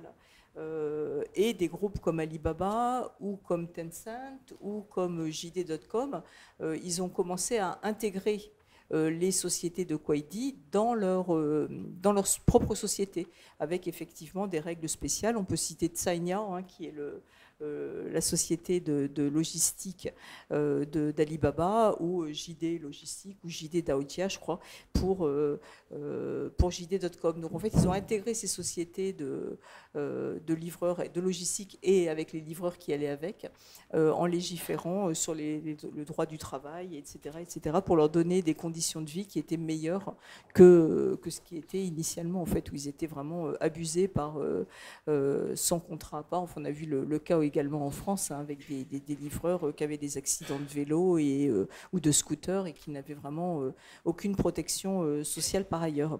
Donc je crois que ce phénomène des Kuaidi, c'est vraiment quelque chose aussi dans la ville livrée. Je ne sais pas si ça a été la ville des livrés, mais c'est quand même un élément qui fait partie du paysage en fait, du e-commerce chinois. Mathieu, je ne sais pas si tu veux ajouter quelque chose là-dessus. Pas grand-chose, mais c'est vrai que en Chine, on se fait tout livrer. C'est vrai qu'en France, on a baptisé ça l'économie de la flemme. Alors, je ne sais pas si c'est le juste titre, mais en France, on aime aller au restaurant, on aime prendre le temps, peut-être aller au marché faire ses courses. En Chine, moi, je suis retourné en 2023, tout se fait livrer. Tout se fait livrer, et ne pas se faire livrer, c'est l'exception. Donc, on se fait livrer un café, on se fait tout livrer. On se fait tout livrer à domicile.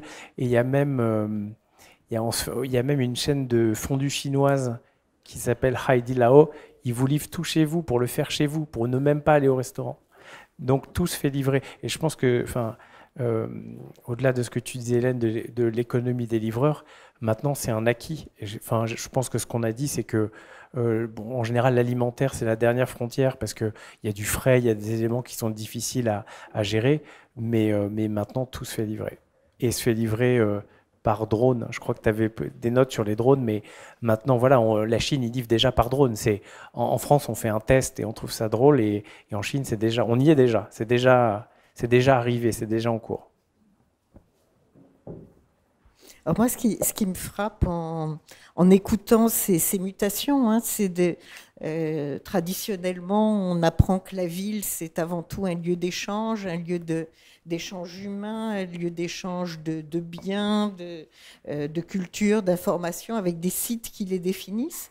Et ce qui me frappe, c'est ce que ça provoque de facto comme transformation sur les modes de vie, puisque l'espace privatif est devenu beaucoup plus important en Chine au cours des 30 dernières années.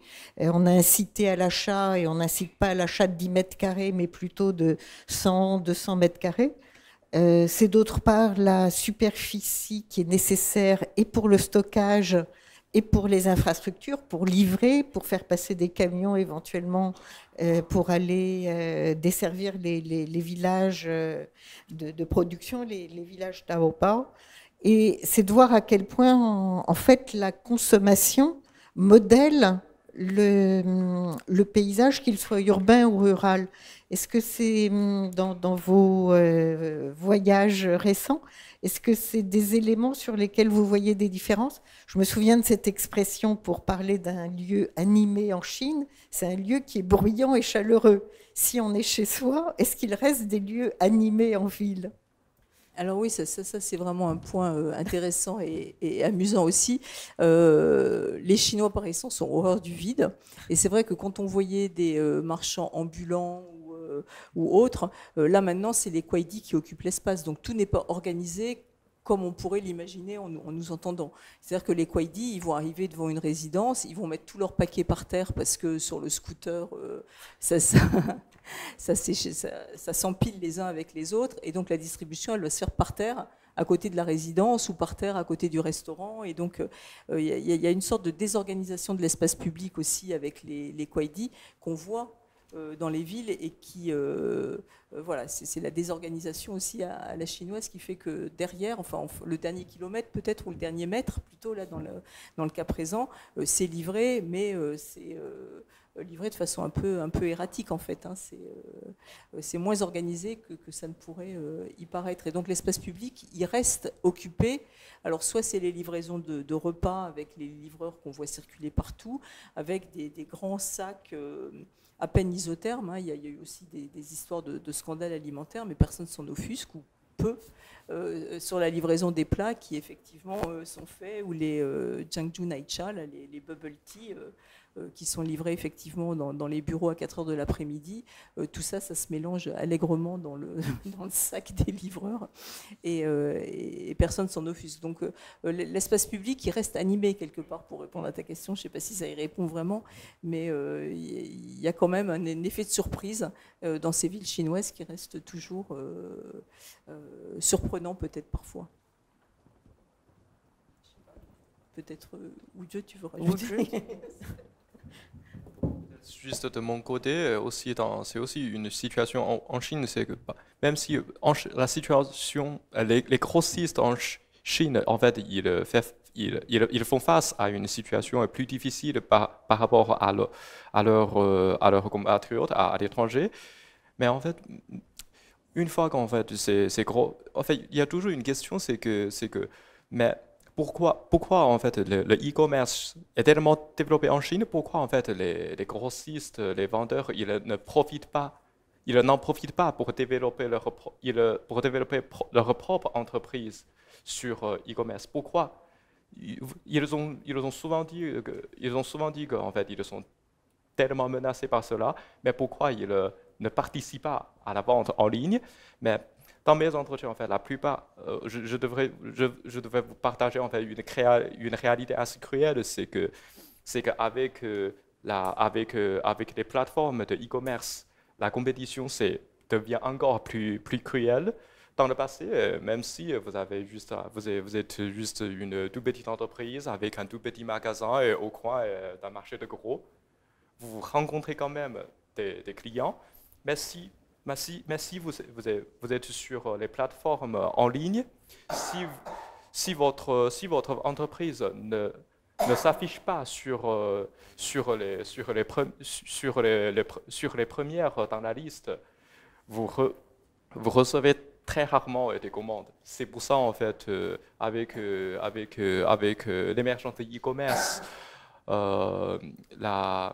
il y a un phénomène très important de polarisation. Donc la plupart de vendeurs sur les plateformes en ligne, ils ne gagnent pas beaucoup. En fait, ce qui gagne, en fait, c'est juste ce qui est à la tête. Merci. Je me tourne peut-être. C'est l'heure des questions-réponses. Vous avez vu le tableau est assez varié entre la Chine et ce qui se passe en Europe, parce que on parlait de la France, mais je pense que Madrid et Varsovie, c'est à peu près pareil. Oui. Donc, sur les différents sujets qui ont été évoqués par Wu-Je, Hélène, Mathieu, est-ce que vous voulez des questions? Est-ce que vous avez des questions? Est-ce que vous voulez des précisions? Pardon. Et puis entre vous, est-ce que vous voulez vous poser des questions aussi? Je propose le micro à qui veut. J'arrive.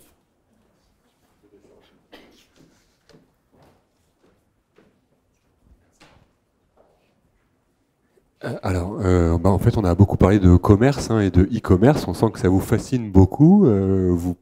Pour moi, vous perdez un petit peu le fil du sujet. C'était la ville livrée. Le e-commerce, c'est aussi du réel. Amazon, c'est aussi des cartons, c'est aussi des voitures, c'est aussi des entrepôts, c'est aussi des camions. Alors on en a parlé tout juste à la fin avec les livreurs Kwaidy. Et ma question, c'est nous vivons actuellement dans une ville qui a été où les espaces publics ont été livrés à 80% à la voiture. C'est peut-être la fin là qui arrive parce que pour plein de raisons. Quelle modification urbaine ce e-commerce va appeler? Pour l'instant, j'ai pas entendu grand-chose. Le drone, j'ai pas vu de photo de drone dans le diaporama et pas de projet d'aménagement urbain qui accompagne ce e-commerce. Voilà.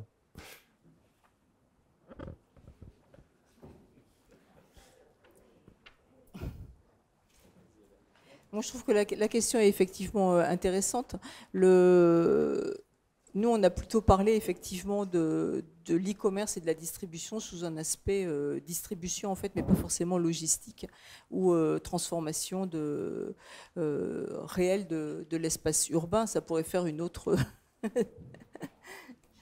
un autre débat. Mathieu, je ne sais pas si tu as des choses à... Peut-être pour répondre, alors que partiellement à votre question, c'est vrai que je pense que ce qu'on a évoqué dans la notion de la ville livrée, c'est quoi? C'est le déplacement des lieux. Parce que si on parle d'architecture et d'urbanisme, comment est-ce qu'on déplace les lieux? C'est-à-dire qu'on déplace quand Hélène elle parle, si vous voulez, des zones franches, c'est des nouveaux lieux.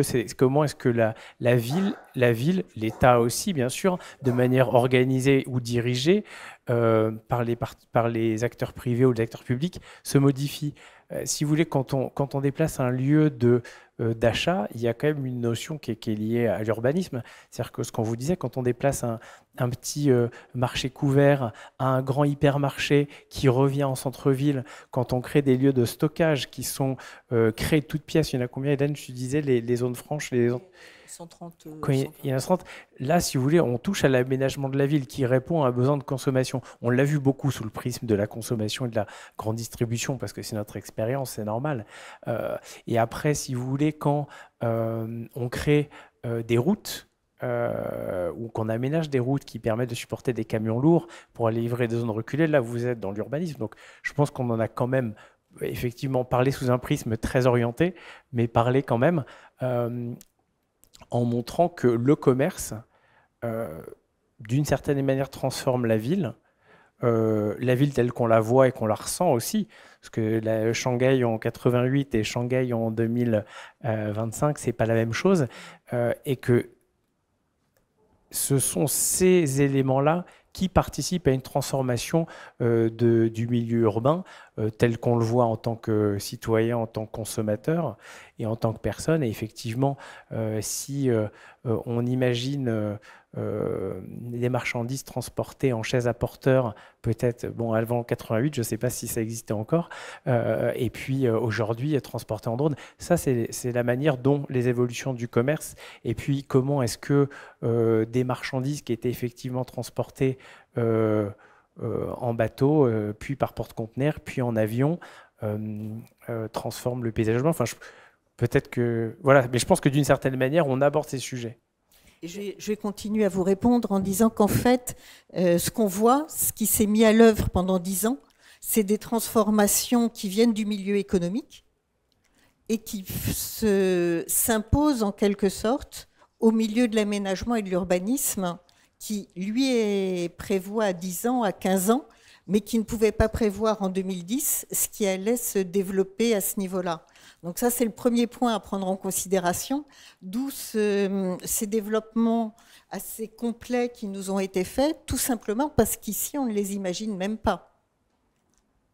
Donc, si on ne sait même pas comment fonctionnent des applications comme WeChat et ce qu'elle permet, on n'imagine pas non plus toute la chaîne qui a été décrite. Et en fait...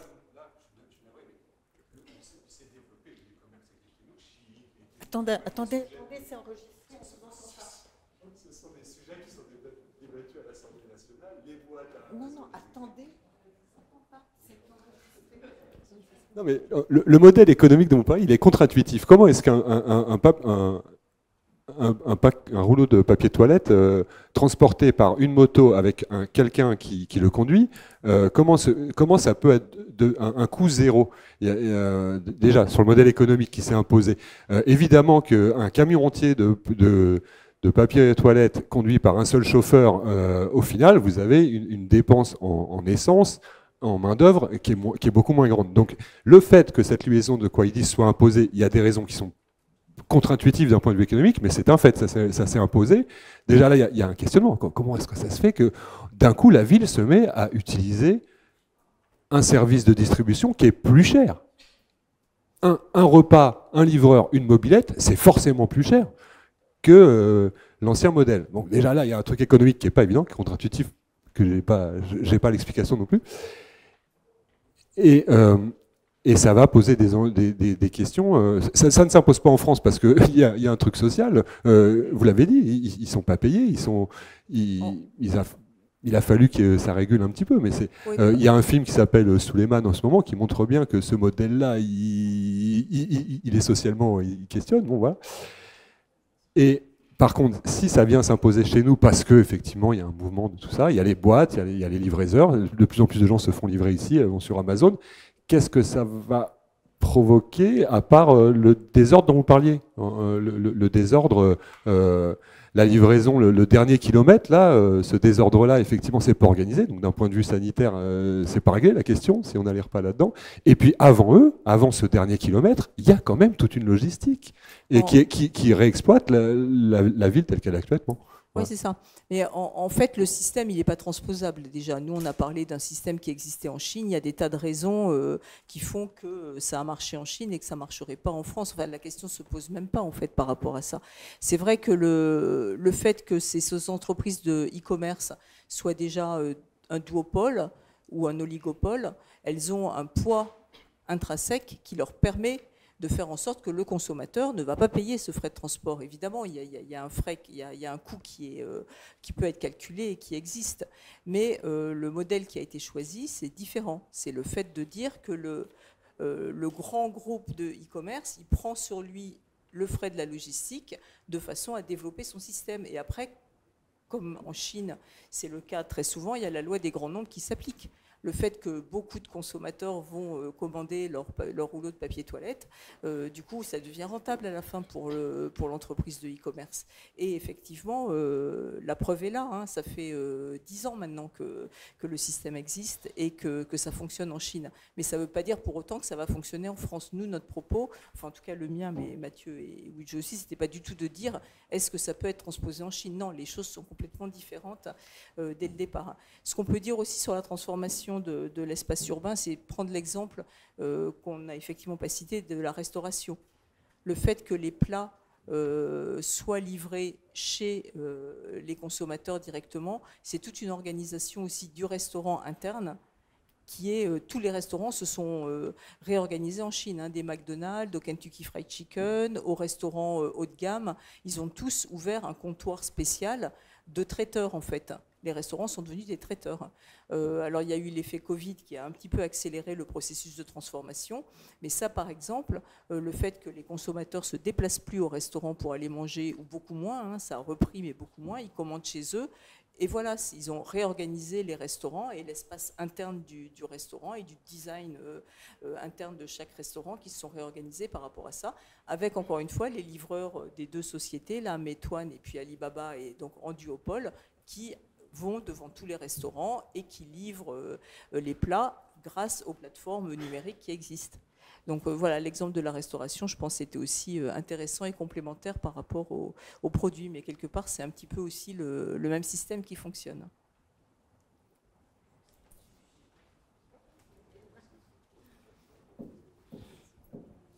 Bonsoir, merci pour tout. Juste une petite question. Quel est le regard de la population sur ces changements?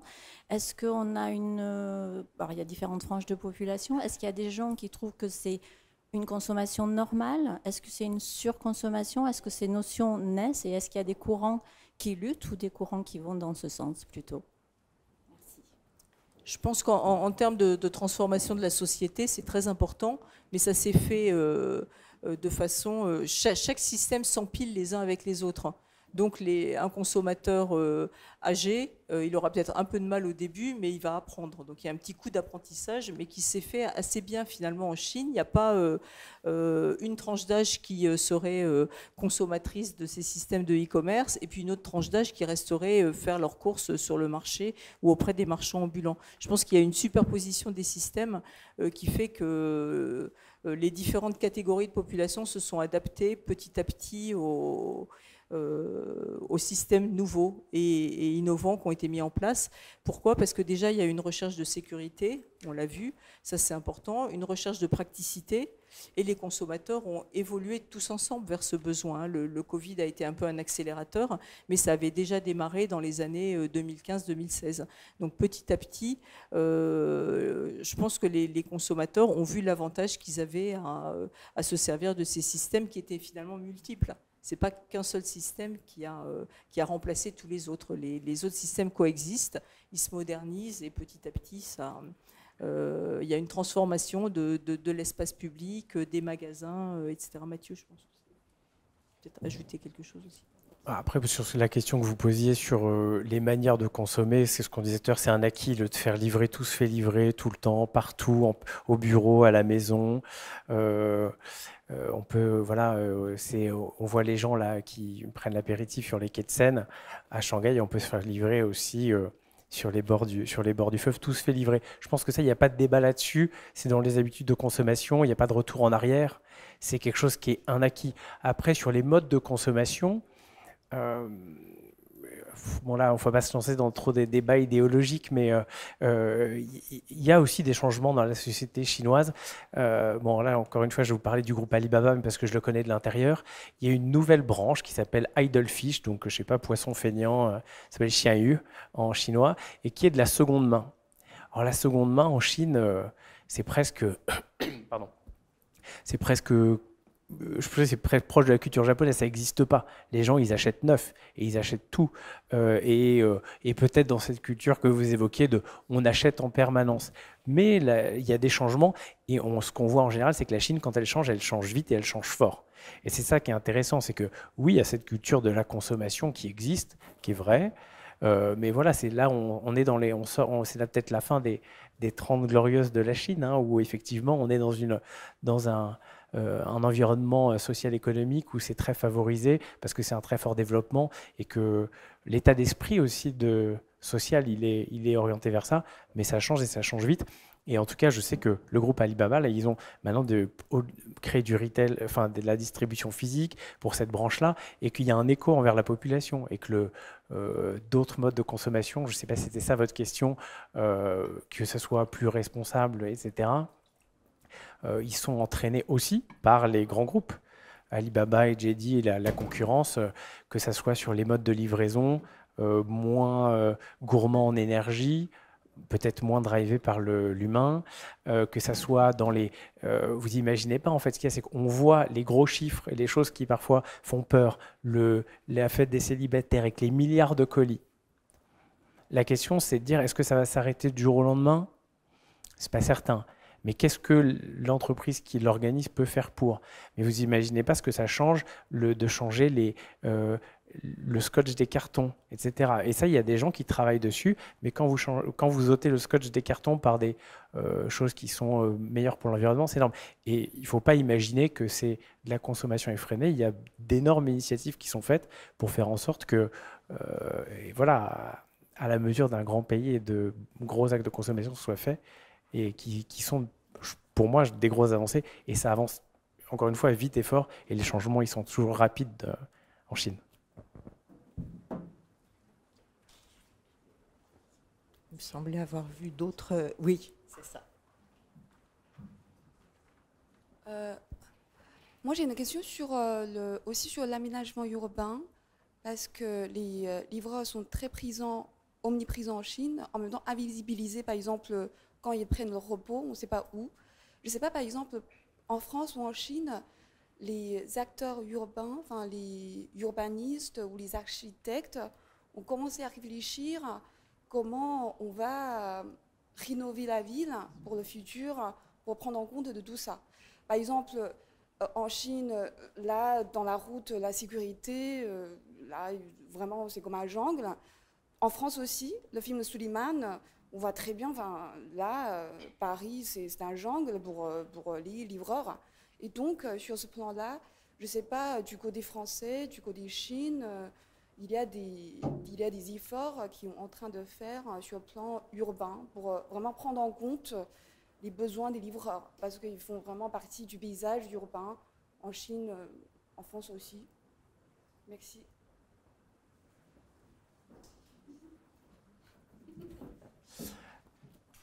C'est une bonne question. Alors, pour la France, je sais, pour la Chine, je me pose la question en même temps que vous. Pour la Chine, je me dis dans 2 ans, dans 3 ans, est-ce qu'il y aura encore des livreurs urbains? C'est ça la question. Donc, dans une économie qui est planifiée, qui va très vite, dans quelle mesure la ville doit s'adapter aux changements, ou c'est les changements qui... c'est une bonne question. J'ai pas la réponse, mais je me la pose avec vous. Je me disais, si c'était moi qui devais planifier ça, est-ce que ma planification à long terme, et je pense qu'on peut dire que la Chine, c'est une économie qui peut, des zones urbaines qui peuvent se planifier à long terme, est-ce que du coup, c'est pas plutôt la livraison par drone qu'on doit planifier aujourd'hui?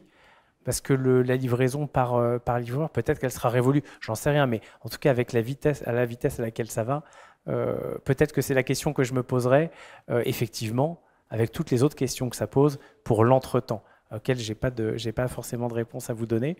Et après, pour la France, je sais pas, j'ai pas forcément d'éléments de réponse, mais effectivement, c'est une bonne question. Je crois, si je me trompe pas, hein, que juste à côté de chez moi, dans le 18e arrondissement, il y a une maison des livreurs qui a été ouverte, qui permet justement à ces livreurs, alors je vous parle en toute mes connaissances de cause, je ne suis pas un spécialiste, mais j'ai quelques éléments de réponse, qui permettent de prendre une pause dans la journée, qui donnent un accès au logement, un accompagnement pour des gens qui sont parfois en situation précaire, idéalement pas sans papier, parce que c'est illégal, donc voilà, mais j'imagine que ça peut arriver aussi, ça est arrivé parce que c'est paru dans la presse dans le passé, donc il y a des éléments d'accompagnement. Après, sur la France, je n'aurais pas trop d'éléments à vous donner. Est-ce que dans le commerce, dans la distribution ou dans une des phases du commerce, l'IA commence à faire évoluer ou modifie-t-elle certains aspects de toute la filière, de la production jusqu'à la distribution? Parce que là, on n'en a pas du tout parlé, mais on a parlé du digital. Mais forcément, les applications maintenant ont toutes la petite icône IA qui nous répond même quand on ne le demande pas. Est-ce que ça commence à être pris en compte par certains commerces? Voilà. Alors ça, c'est vrai que ça demanderait une étude plus particulière. La ville de Hangzhou, là, le siège d'Alibaba dont on a parlé, c'est aussi le siège du groupe DeepSeek dans l'intelligence artificielle. Donc effectivement, les Chinois avancent également très très vite par rapport à ça. Ce que ça a comme implication dans le e-commerce et autres, je pense que ça va accélérer les processus de recherche de prix, par exemple, ou de produits en ligne. Donc ça, les Chinois, ils adorent ça, hein, comparer les prix et trouver la meilleure occasion sur la meilleure plateforme et autres. Et ça, je pense que l'IA est déjà plus ou moins mise en place par rapport à ça. Notamment. Ensuite, il y a tous les systèmes de notation aussi qui existent en Chine sur les vendeurs, donc sur les plateformes. Et ça, je pense que l'IA, ça va permettre aussi d'accélérer ces systèmes, y compris dans la logistique aussi. Je ne sais pas si... je peut-être le... Quand vous parlez de l'IA, en fait, maintenant, et pourquoi on parle de plus de l'IA après ChatGPT. En fait, ChatGPT, c'est plutôt l'IA pour les consommateurs, pour le grand public. Mais en fait, ce genre de choses, ça a été déjà mis en place il y a 10 ans déjà avec les algorithmes. Donc, par exemple, pour les livreurs, les algorithmes distribuent les commandes de livraison et déjà automatiquement il y a presque 10 ans. Et pour la production de vêtements, comme sur la plateforme de Chine, la Chine a adopté ça il y a longtemps, au moins il y a 3 ans, et pour distribuer les commandes aux fabricants. Donc Donc c'est dans le monde commercial, en fait, l'utilisation des outils de type IA n'est pas forcément un nouveau phénomène. Oui, justement, ça peut peut-être faire le lien entre les deux questions là. Effectivement, l'optimisation des trajets dont tu parles, Wujie, c'est vraiment très intéressant parce qu'effectivement, ça a été mis en place très tôt, justement pour les livreurs aussi, pour qu'ils aillent plus vite d'un point A à un point B. Donc, ça rentabilise aussi leur recherche dans les adresses et dans leur confort, où ils savent effectivement en avance sur leur plan de livraison comment il peut être optimisé grâce à l'IA. Donc ça, c'est quelque chose qui se pratique couramment en Chine, effectivement, déjà maintenant. Et puis peut-être même un peu plus près de chez nous, on le voit aussi, hein, parce qu'on a beaucoup parlé de la distribution chinoise, mais en France, je crois que Carrefour, ils ont un bot qui répond à vos questions, donc un service client généré par IA. Nos amis de chez Louis Vuitton, ils ont aussi une égérie générée par IA, je crois, donc le commerce transformé par l'intelligence artificielle, aussi chez nous. Et après, effectivement, je pense que la version aussi simple, c'est ce qu'on vous disait sur la recommandation produit. Aujourd'hui, si vous ouvrez l'application de Freshipo, la mienne et la vôtre ne seront jamais la même parce que vous ne consommez pas la même chose. Donc, effectivement, l'IA, elle est là de manière visible ou invisible. Oui. Merci. Ce n'est pas une question, mais j'aimerais bien ajouter quelques éléments sur la question tout à l'heure sur la condition des livreurs et tout ça, puisque si je ne me trompe pas, j'ai l'impression qu'il y a un chercheur chinois qui travaille dans l'université Paris-Cité, qui travaille sur ce sujet là-dessus, et donc vous avez parlé aussi de changements rapides et profonds en Chine. En fait, il y a aussi ce modèle de livraison, le changement que ce modèle de livraison apporte pour la Chine, c'est que face à l'exploitation des plateformes et tout ça, il y a aussi des livreurs qui ont commencé à s'organiser pour créer des syndicats ou même lancer certains plus ou moins des mouvements sociaux. Donc c'est quand même, c'était assez rare avant en Chine. Donc c'est aussi une sorte de changement que ce modèle apporte pour la société chinoise. Voilà.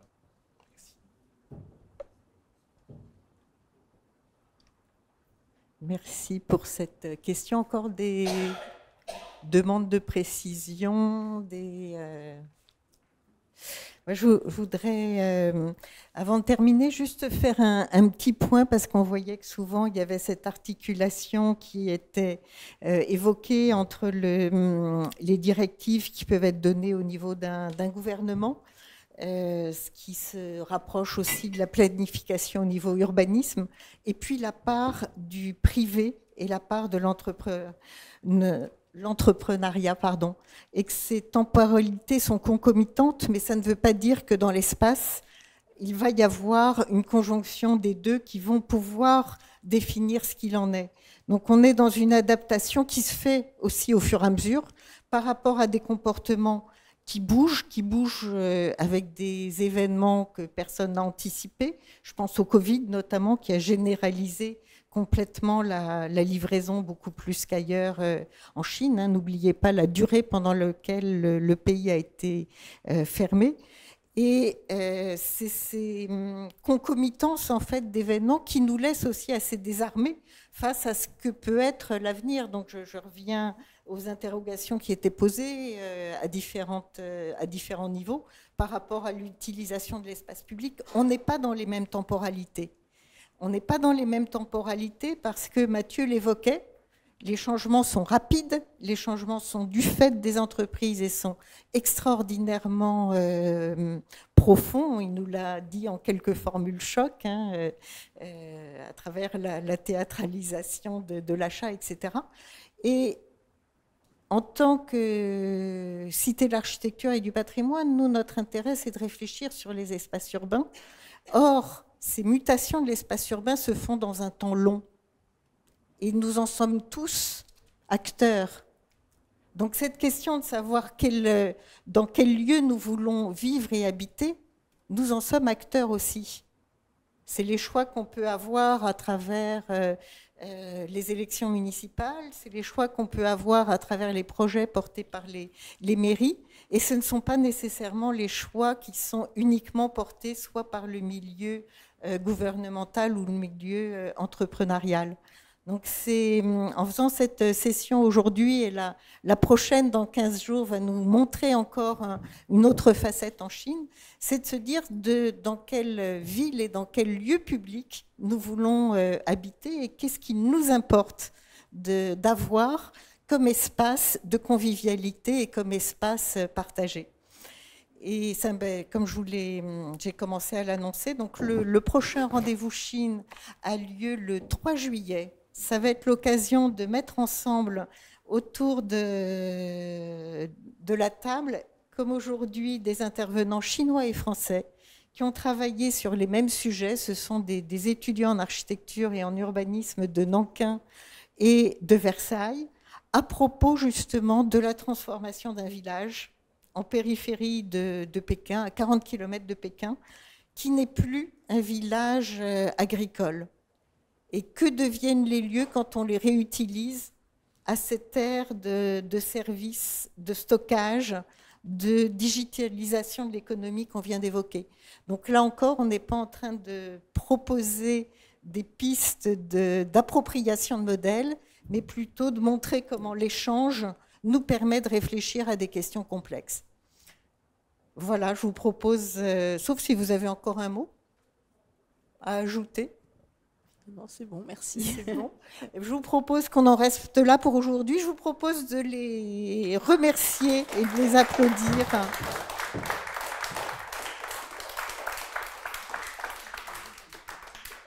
Pour leurs analyses et leurs témoignages sur des sujets qui ne nous sont pas si familiers que ça. Et donc, rendez-vous dans 15 jours, le 3 juillet, avec une session qui sera, là encore, assez étonnante. Comment sont perçus ces mêmes sujets par des jeunes Français et des jeunes Chinois qui ont envie d'échanger ensemble sur leurs pratiques. Merci à vous.